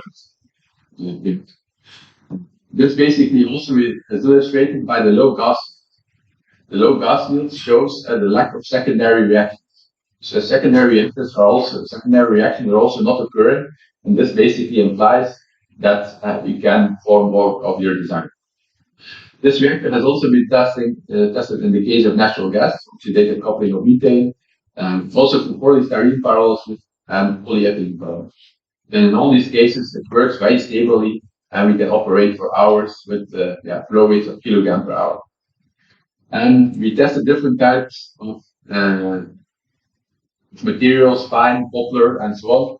And we always found that a very small amount is non-condensable gas. And this shows really the power of this reactor. So very good heat and mass transfer, which basically avoids secondary reactions and basically results in a high yield of your design. However, the product is very complex, and you can illustrate this with a comprehensive 2D scene chromatogram. So this is now the fine bio oil obtained from the solid vortex reactor. So you see that in this chromatogram, you basically get a lot of acetic acid, furanol, levoglucosan, vanillin acetyl. So you see that the biomass phosphorysis product is extremely complex. And this is, of course, one of the challenges if you want to use these oils. Basically, a lot of these components are also quite unstable. So this requires some kind of hydro treatment if you really want to use these oils in an efficient. We also see that we basically get a lot of guaiacol type of component, and that we get a small amount of catechol and phenolates. This is also an indication of avoiding secondary reactions, because in the end, the guaiacol type of components will be decomposing, and for example, phenolates and catechols. So this also shows the good qualities of the catalyst. Yeah. And that's why this reactor is now being commercialized on large scale because of the high selectivity to the design. And you can see that even more clearly the catechol to guaiacol ratio. If you compared it to our gasolid vortex reactor with a fluidized bed, and basically you see that the ratio is very low in our case, which illustrates the lack of purity. And then I will continue with some kinetic data. So analytically, it's of course very challenging. And in our units, we basically use always internal standards. So this means this is a component that we inject, which is not reactive, we inject that typically after the reactor, and in this way we can quantify the food product state online. So based on the amount of nitrogen that we inject, we can calculate the amount of methane that we inject based on a refinery gas analyzer, FID channel, and with this methane, you can basically use that on a GC times GC, like what you have seen on the previous slides, to calculate the full mass balance of this process. And in this way, of course, if you do things sample online, your accuracy, of course, drastically increases, and it's also a lot of cost. And this is basically used in most of our units. But you need a multitude of detectors and a multitude of GC times GCs and GCs to make this happen. So it's quite costly. But to give you a bit of illustration, this is now for a typical hydrocarbon fraction. You see really the complexity of the products that you can get. You see here, for example, naphthalene aromatics, paraffinic components, and they all are very separated quite nicely. We also have a time of flight MS, so we can really also confirm with the mass spectrum which component what is what. And this way, of course, you can get an enormous amount of detail. We also have a sort of micropyrroles unit. So next to this large-scale gas solid vortex unit, we basically have a micropyrroles unit, but also equipped with a GC times GC refining gas analyzer, time of flight MS. But in this case, the small thing is the micropyrrolyzer, and we can basically do an enormous amount of experiments with biomass, but specifically genetically modified biomass. You can see here more closely what the reactor looks like. So you have here the GCs, but the two columns inside, which creates a two-dimensional effect. In between, you have the modulator, which basically modulates what comes from the first dimension column sent to the second dimension column, and then we send it to the FID or the time of flight index. We want live gases are analyzed in this. You see here, first reactor that you can use alone, but also together with the second reactor to study CO2 catalytic crystals. And we basically have used this reactor to study lignin, the different types of lignin which have been genetically modified. You see the complexity of lignin. It's very complex and it's very different depending on the biomass. But lignin basically gives you the strength of the biomass, so it's essential. But depending on the lignin structure, you can find many different monomers that can be produced. So if you modify the structure, you will find different kind of products on these. So together with the work group, which is the #1 genetic engineer in lignin engineering, we worked, we modified different biomasses, and we basically worked on different CAT enzymes, COMT and PCOMT enzymes, and you see here the publication from a few years ago. There's also more recent work where we have modified different types of biomass, in this case poplar, where in the end up with different amounts of H, T, and S units in this lignin structure. And you see here some of the results. So if you have genetically modified biomass, then we get, for example, if you had CAT downregulation, we basically decrease S and G content. And what we did then is we parallelized the samples. We looked at the post-processing of these products. We did the principal component analysis, and we basically looked at structural differences between genetically modified biomass and the original biomass and the wild type biomass. Can you see here some of these?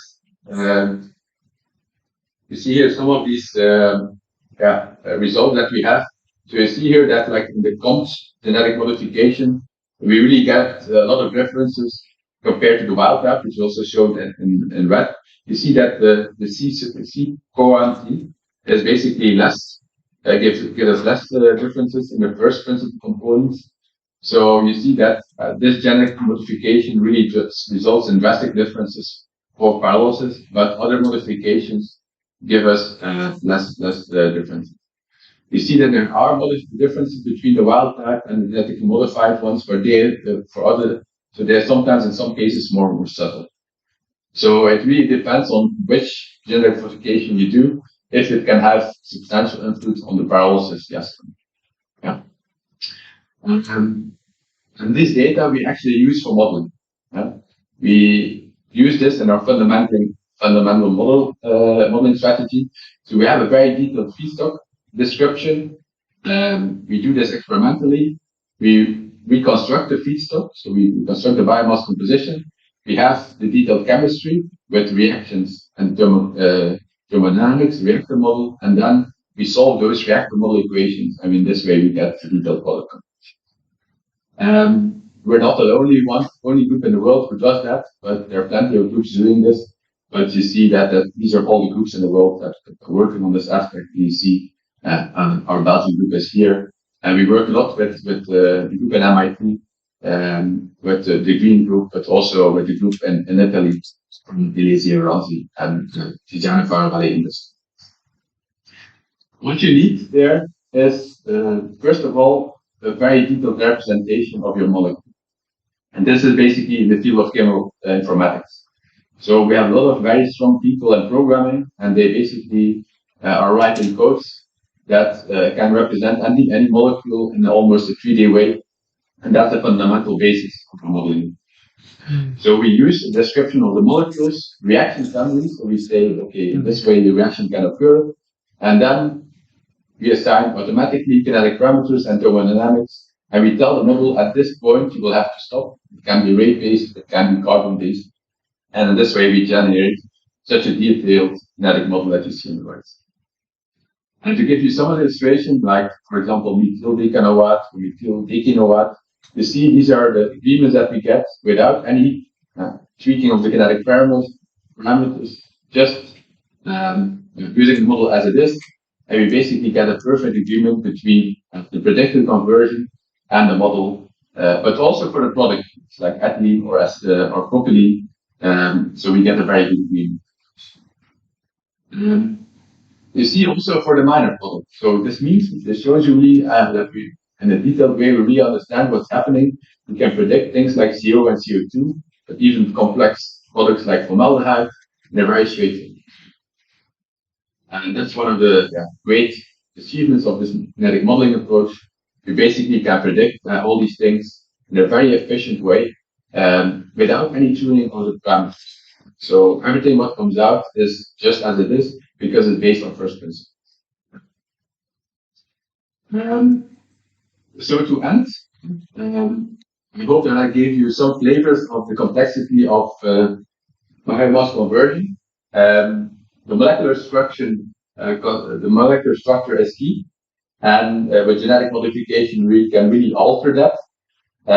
Obviously, there are certain limitations, because, for example, if you down-regulate such a way that you get no lignin anymore, then your tree will not grow; it will always fall. But within certain ranges, you can modify the composition, and this affects, in the end, for example, the bio-oil yield can also affect enzymatic processes. For example, resulting then in higher ethanol if you do fermentation.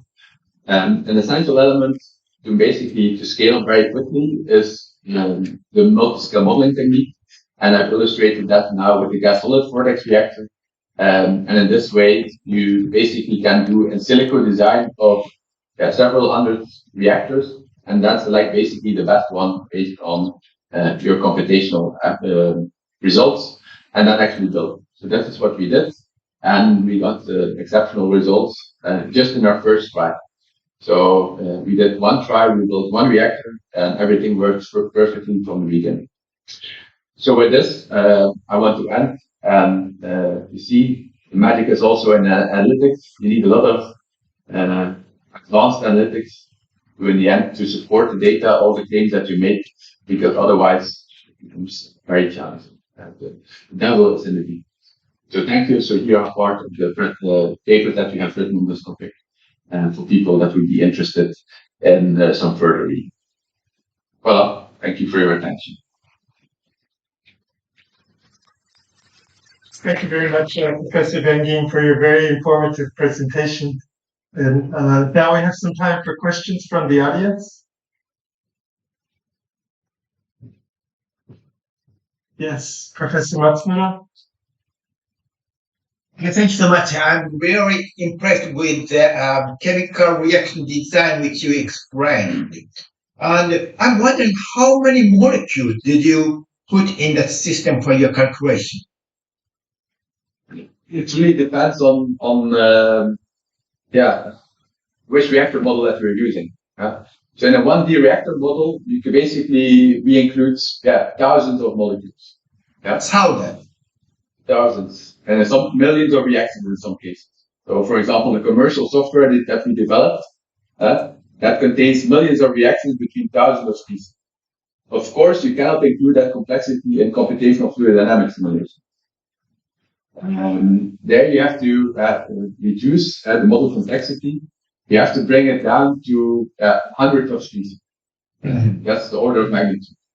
And of course, that is very challenging to bring it down to sort of compact scale. The reason is that otherwise you have to wait years for your simulation results. And of course, we have years, but companies don't have years to actually build something. So if you really want to have results in a reasonable time frame, even with the high performance computing access that we have, you need to reduce some of the complexity of the model. But of course, it's also very tricky. So you have to make sure that in the end, the things that you remove from the chemistry, that you only remove the not so important parts. So it really is a complex system where you really have to validate your also reduced models, and that you also use some, a lot of, I would say, user expertise to do that. Not something that you can say, okay, I will do this on a Friday afternoon. In 1 hour it will be done. In some cases, to reduce a model, it requires months of work to make sure that it has some predictive capabilities. Okay. Thank you so much. Very interesting.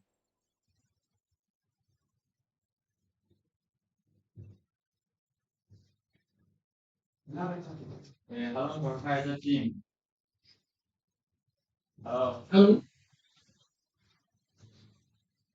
I'm very interested in the DC multiplex format.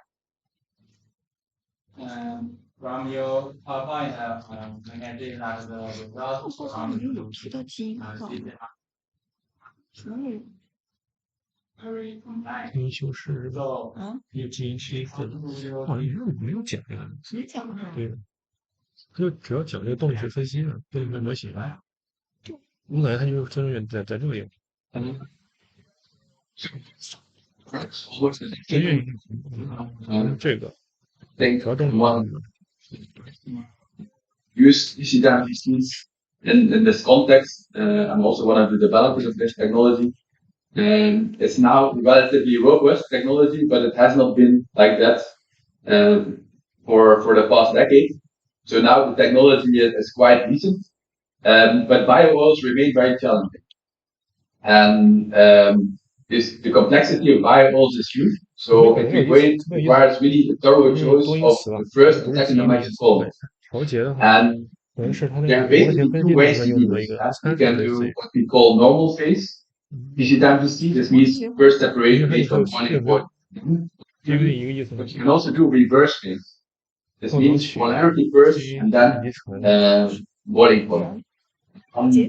These two techniques are basically complementary. If you really want to get the full detail, I really strongly advise you to use both. Because they both have their advantages. And you can basically do this relatively in a straightforward way, but then you can elucidate as the maximum complexity for those samples. The other point is that you can also use selective detectors. So you can use the thermophylamus, which is molecular fingerprints. You can also use, for example, the and you can also use, for example, this.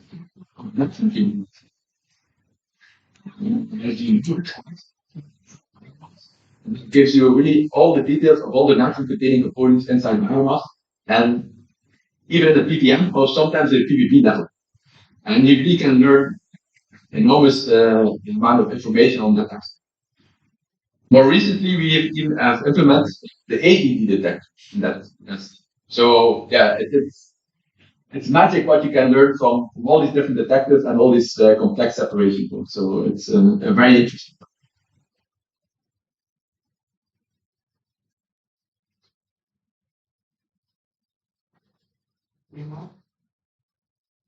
Okay, any more questions?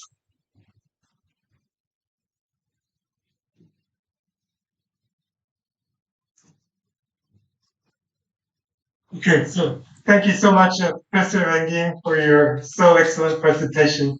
And now we'll move on to the next presenter.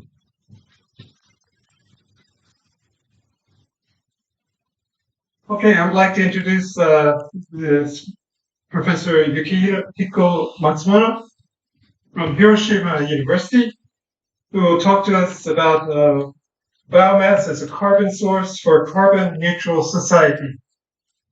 And Professor Matsumura, can you hear me? Okay. I can see your total screen now.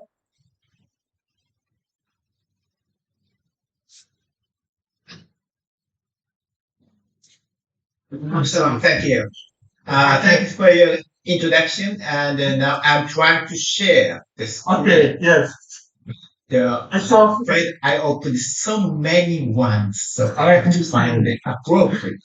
I understand. Okay, now I can see the PowerPoint. Now it's full screen, and change to laser pointer, and you're done. Yeah.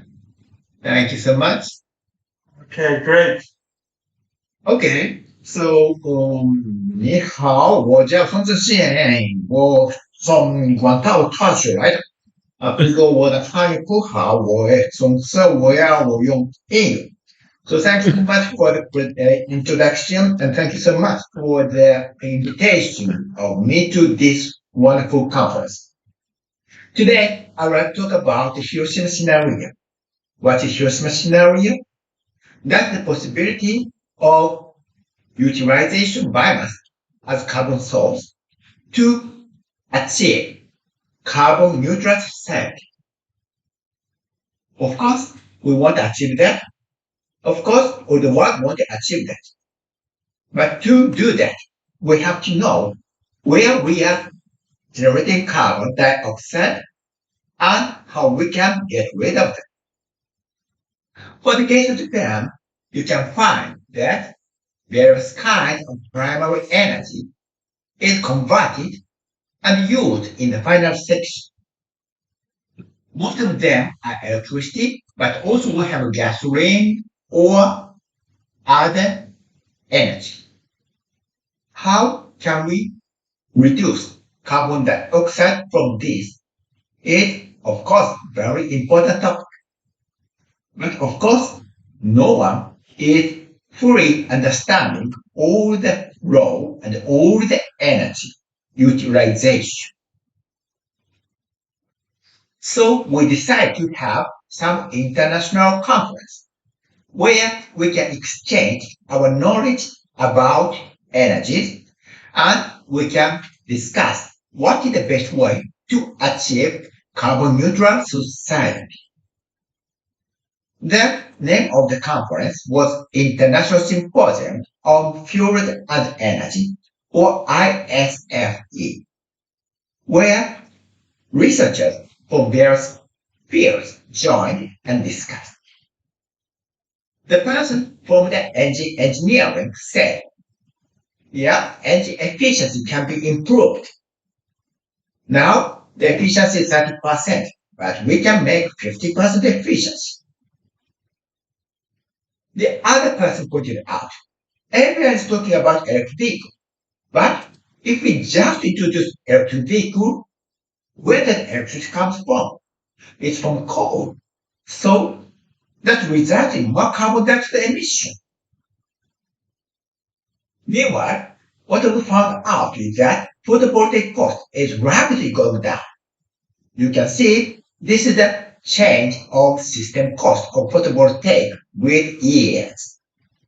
You can see it is quickly reducing, and now it is only $1 to $2 million per megawatt. Another person said, well, electricity storage is always a problem. Battery is very expensive, but we know that when we produce hydrogen and use that hydrogen for the electricity generation, that can be cheaper than using battery. Another idea was that we can electrify all the systems so that renewable electricity can be used for the decarbonization. But there are some fields that cannot be using electricity, namely jet fuel, iron making, and plastic. For jet fuel, you do not want to carry very heavy battery on the plane. For iron making, you need a cow to produce steel, and electricity can't provide cow. The same thing applies for plastic. It's because of the carbon structure that we can have a solid plastic. And if you have only electricity, how can we build that kind of things? And with this idea and with the statistics of which field use what kind of energy and what kind of how much amount of carbon dioxide emitted, we calculated how we can reduce carbon dioxide. You can see that this horizontal axis is the year change, and this vertical axis, GHG, or greenhouse gas emission, pound of carbon dioxide equivalent per year, and of course it's million, and we found that we are now generating this amount of carbon dioxide in Japan. As you know, Japan's population is going down, so the energy utilization should be decreasing, as well as the carbon dioxide emission. But this is this yellow line, and far away from the zero emission in 2050. Another engine engineer said we can improve the engine efficiency, but it helps reduction of carbon dioxide only small amount. When we use biofuel, it can go further, but there's also limitation. What can we do? Well, yes, we have to change electricity all to the renewable electricity. Then we can go to this pink line, but almost there, but we still have some difference. When we think about introducing zero emission house, zero emission building, and the use of heat to electricity and use renewable electricity, we can reduce carbon dioxide to this amount, but still not complete. What are these? They are, again, jet, coke, and plastic left behind. Then we should be using biomass for this. Then we have to change this biofuel utilization to EV, electric vehicle. Then we can cover all other energies by renewable electricity, and we can supply biomass for the jet, coke, and plastic. In this way, we can get rid of carbon dioxide emission.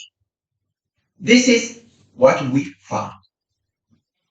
Considering this, we developed a Hiroshima scenario to recommend people how to reduce carbon dioxide or actually to achieve carbon neutral society. Then, what is Hiroshima scenario after?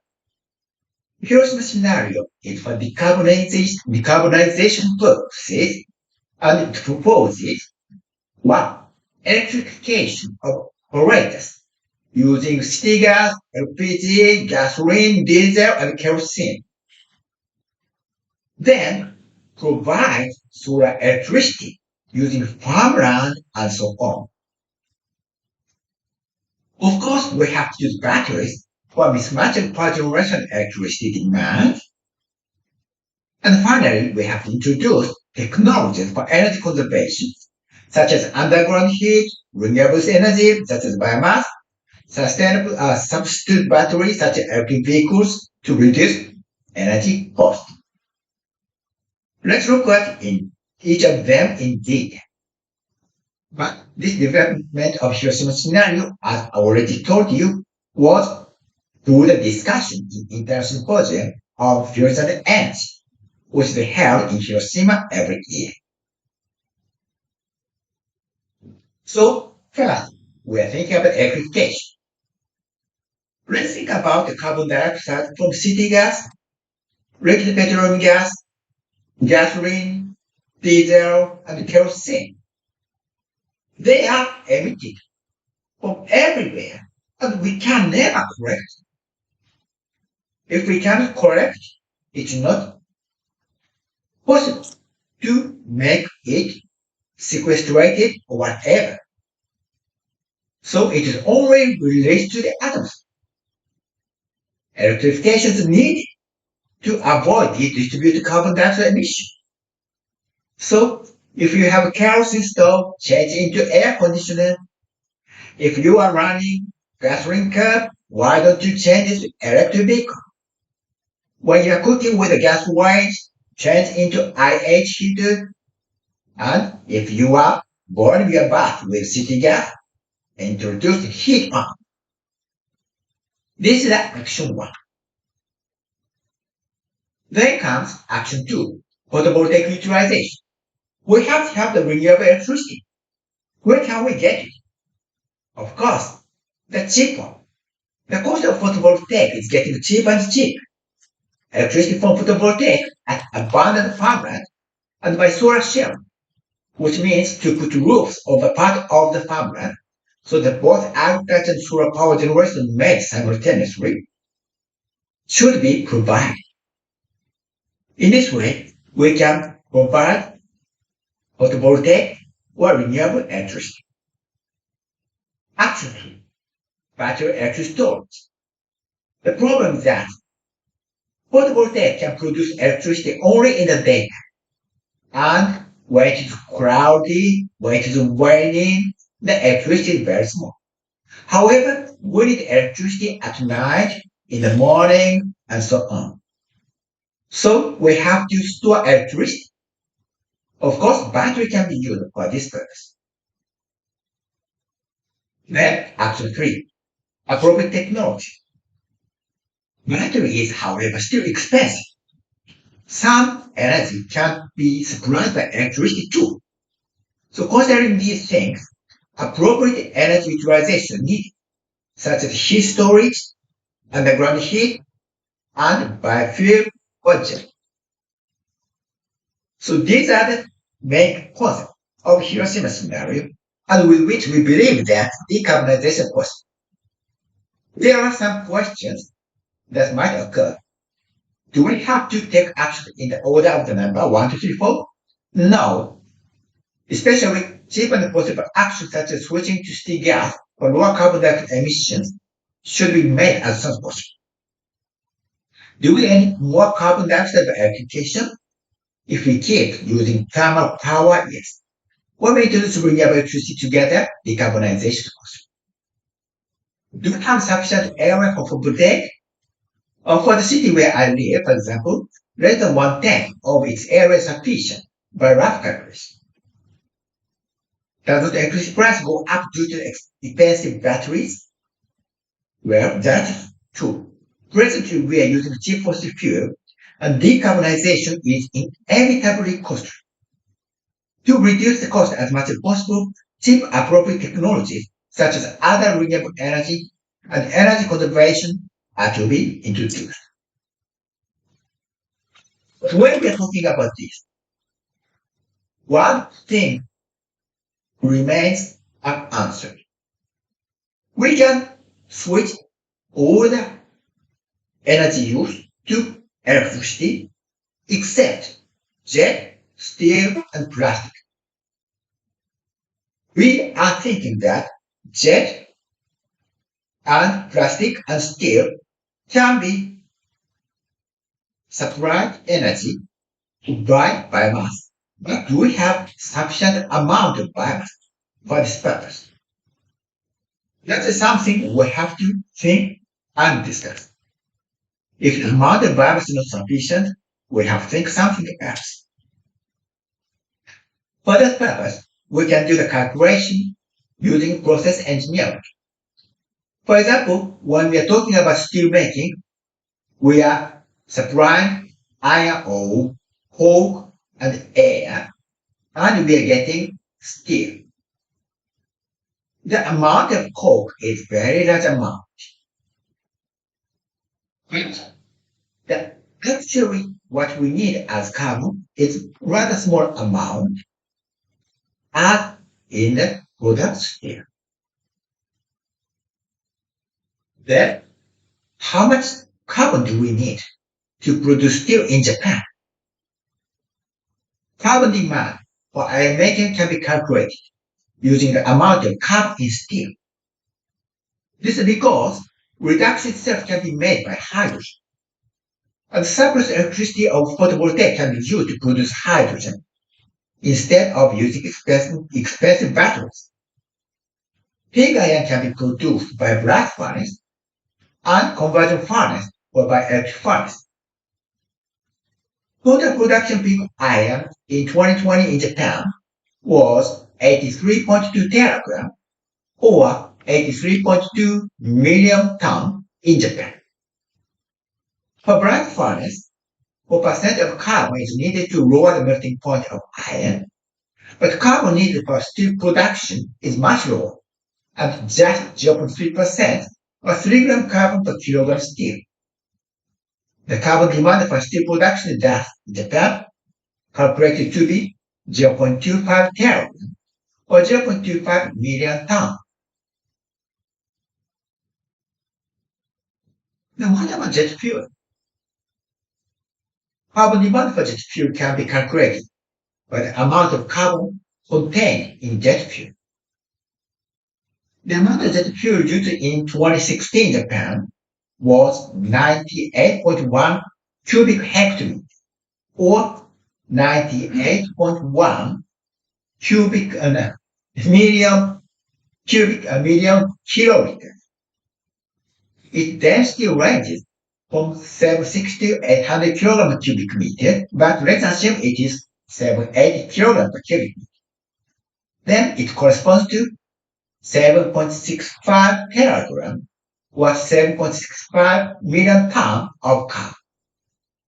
The composition of jet fuel is almost the same as kerosene, which is the distillate of 150 to 250 centigrade, and hydrocarbon with carbon numbers of 15. Assuming that it is alkane with carbon number 12, carbon weight fraction 0.85. Then 0.85 of this 7.65 teragram of carbon is required. Thus, the carbon demand for jet fuel can be calculated to be 6.48 teragram or 6.48 million tons. What about plastic? Carbon demand for plastic can be calculated by the amount of carbon in plastic in the same way as that for jet fuel. Plastic production in 2012 it was 10.5 teragram or 10.5 million tons. This includes both thermostatic resins and thermoplastic resin, but by assuming its composition to be that of polyethylene and polypropylene, which is CH2, carbon content is 0.86. So 0.86 of 10.5 teragram is the requirement of carbon, which can be calculated to be 9.02 teragram. In this way, we found how much carbon we need for the jet fuel, steel making, and plastic. Now, how much do we have in Japan? In Japan, we are using 21 exajoule of primary energy, but the total amount of available biomass is something like 1,000 peters, only 5%. Then content is half dry biomass and another half wet biomass. The wet food oil, very small amount. And it is calculated based on the energy, but we know the actual amount, and we know the carbon content of each biomass. By calculating biomass carbon content or carbon amount that is this in the available biomass, we can get value as shown here. So this amount is from forest leftover, this amount of carbon from unused wood, wood and bamboo, and so on. And in total, the amount of carbon we have is 26 teragram, or 26 million tons of carbon in Japan from available biomass. Then let's compare. This is the requirement. Plastic, 9 million tons, jet fuel, 6.5 million tons, steel making, 0.25 million tons. Meanwhile, the amount of carbon in the available mass is 26 million tons. So we can cover the required carbon amount using the available biomass. When we're talking about this kind of biomass, of course, that can be from agricultural residue or forest residue and so on. But we have to think about conversion. We have to know how to get jet fuel or plastic or carbon required for steel making from biomass. Then there are various kinds of conversion technologies, physical, thermochemical, and biochemical. But when we're thinking about jet fuel and plastic, we need very pure feedstock, which means when we produce gas, we can get rid of sulfur, we can get rid of all other minor compounds, so that we can get very pure fuel or very pure plastic. When we are talking about gasification and then producing liquid fuel, it is called indirect liquefaction. When we are talking gasification and production of propane or others, that is, what we can use methane reaction. So, high temperature gasification, supercritical water gasification are a possibility. When we are talking about carbon production for steel making, carbonization to produce charcoal, as well as hydrothermal carbonization can be used. So these are the technologies maybe we have to develop more for the renewable carbon utilization.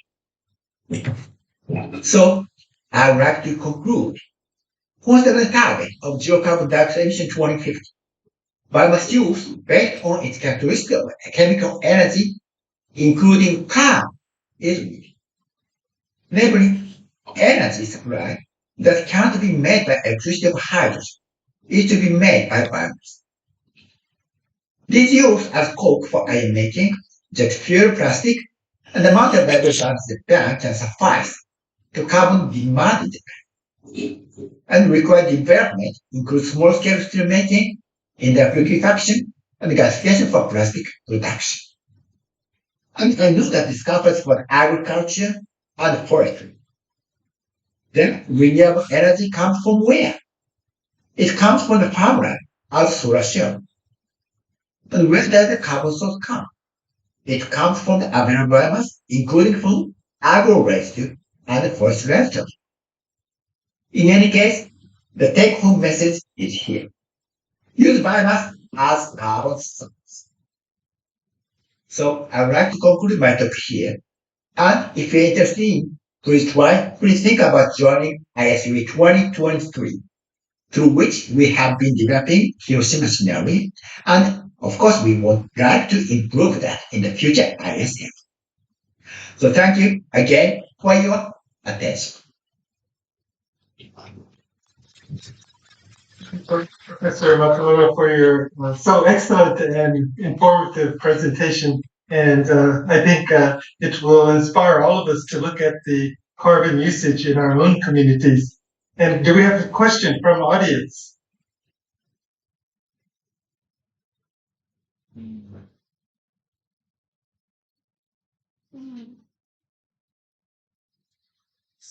Professor Fang. Thank you very much for your very nice lecture.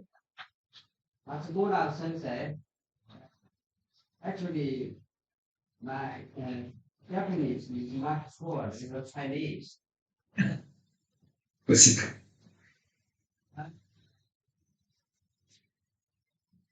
Your presentation, you want to optimize the purposes to reach carbon neutral, and you use different energy sources in Hiroshima city. I think it's very interesting. And I have a question. And how you see just the breaking through news from United States about fusion energy. How you have any plan to add in fusion nuclear energy in your system? Thank you. Thanks so much for your question. Actually, we are working at Hiroshima University Advanced Core of Energetics, and this body is organizing ISFP. And one of the activity of this advanced core is nuclear fusion. Although we are just in the phase of calculation and designing, that is one of the possibilities. But when we're talking about the decarbonization of 2050, maybe nuclear fusion is kind of too far technology. We're expecting that nuclear fusion can be maybe in 100 years or something, but not so soon. So that is what we have in our mind. So I hope that this answers your question. Thank you. Some other questions? Yes. Please. Hello, Professor Matsumoto. Thank you. This is Shohei from Professor Fang's group. Can you hear me? So, can you hear me? Yes. Okay, thank you so much. So this wonderful talk and introduced us many technical improvement in Japan. And I was very interested about the future iron steel industry using hydrogen as a supply to prepare steels.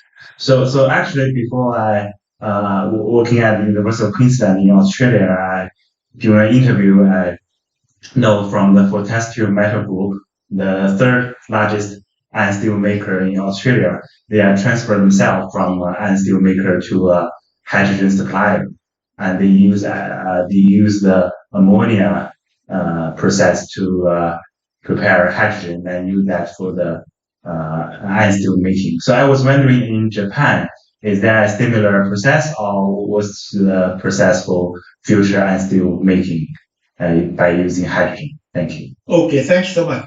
Of course, we are thinking about that. And actually, there's one technology that uses methane gas for the reduction of iron ore.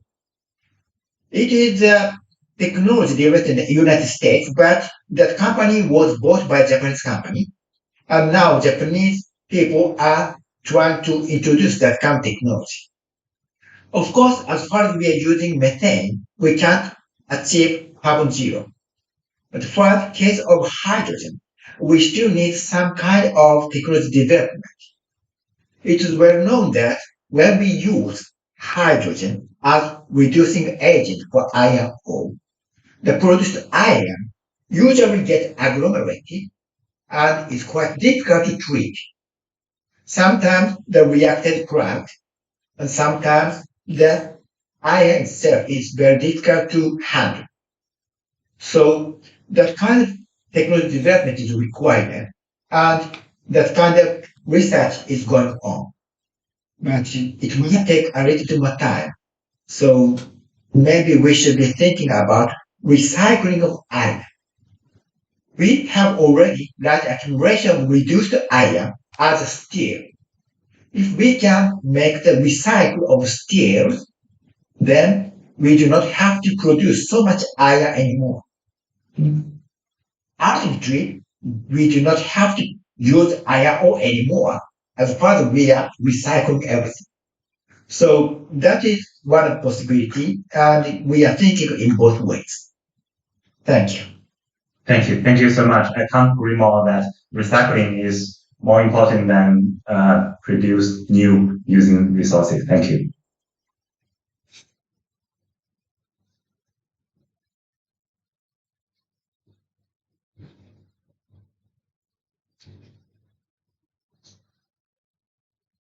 Professor Smith, I think someone mute you again. Oh, really? I muted myself. Okay, are there any more further questions from the audience? You may use chat also.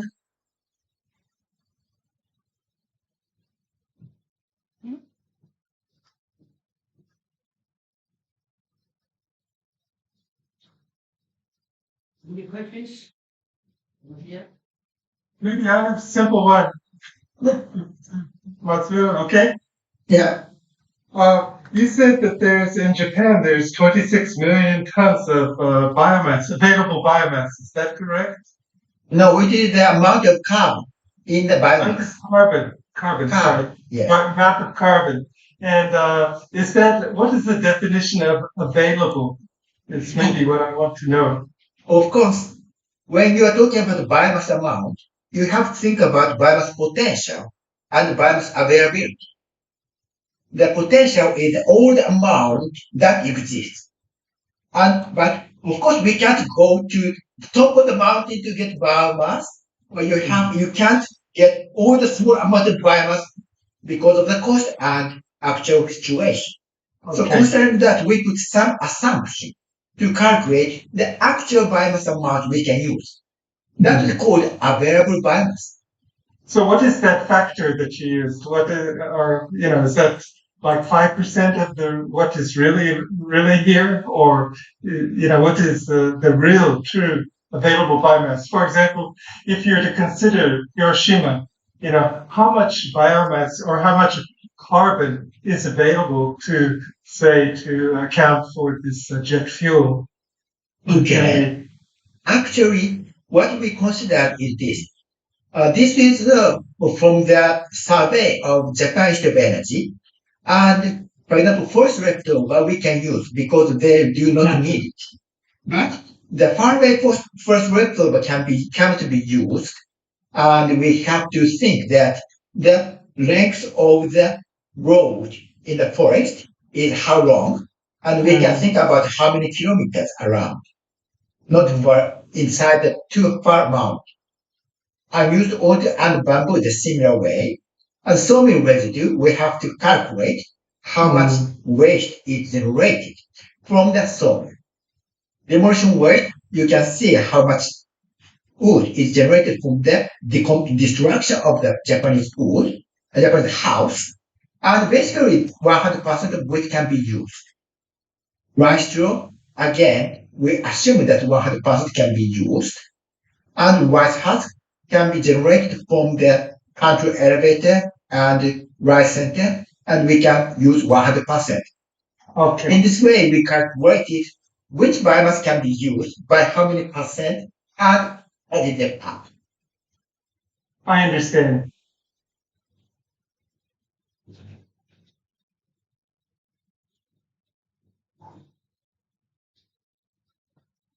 So I think it means, for example, food industry waste, even though it's available, we might not be able to use it because it's already being used for something. Actually, the amount. You understand what I mean? This is I understand. Yes. I understand. You're right. The thing is that to what we should be using biomass has to be considered. Yes. For example, food industry waste is now used by large amount for the feeding and also compost. So in this case, we can't use too much amount. But when we're thinking about the decarbonization, maybe we are producing feed from other source, and we are producing the compost from again other source. Maybe we do not use compost, but we are using the chemical fertilizer, which is produced by the hydrogen, generated by the electricity by photovoltaic. Then we do not have to use this forest food industry waste for the composting, and we can use it for the carbon source, for the jet fuel, for example. Okay. Yes. So we just calculate the possibility. Yes, I understand. It's very nice. Okay, so let's see. I think we're quite over time, and I would like to thank you again for your so nice presentation. And so let's, if you can unshare the screen, then I'll see if Professor Fan has some other comment to make for tomorrow's presentations or announcements. Okay, thank you so much, and 谢谢你啊，再见。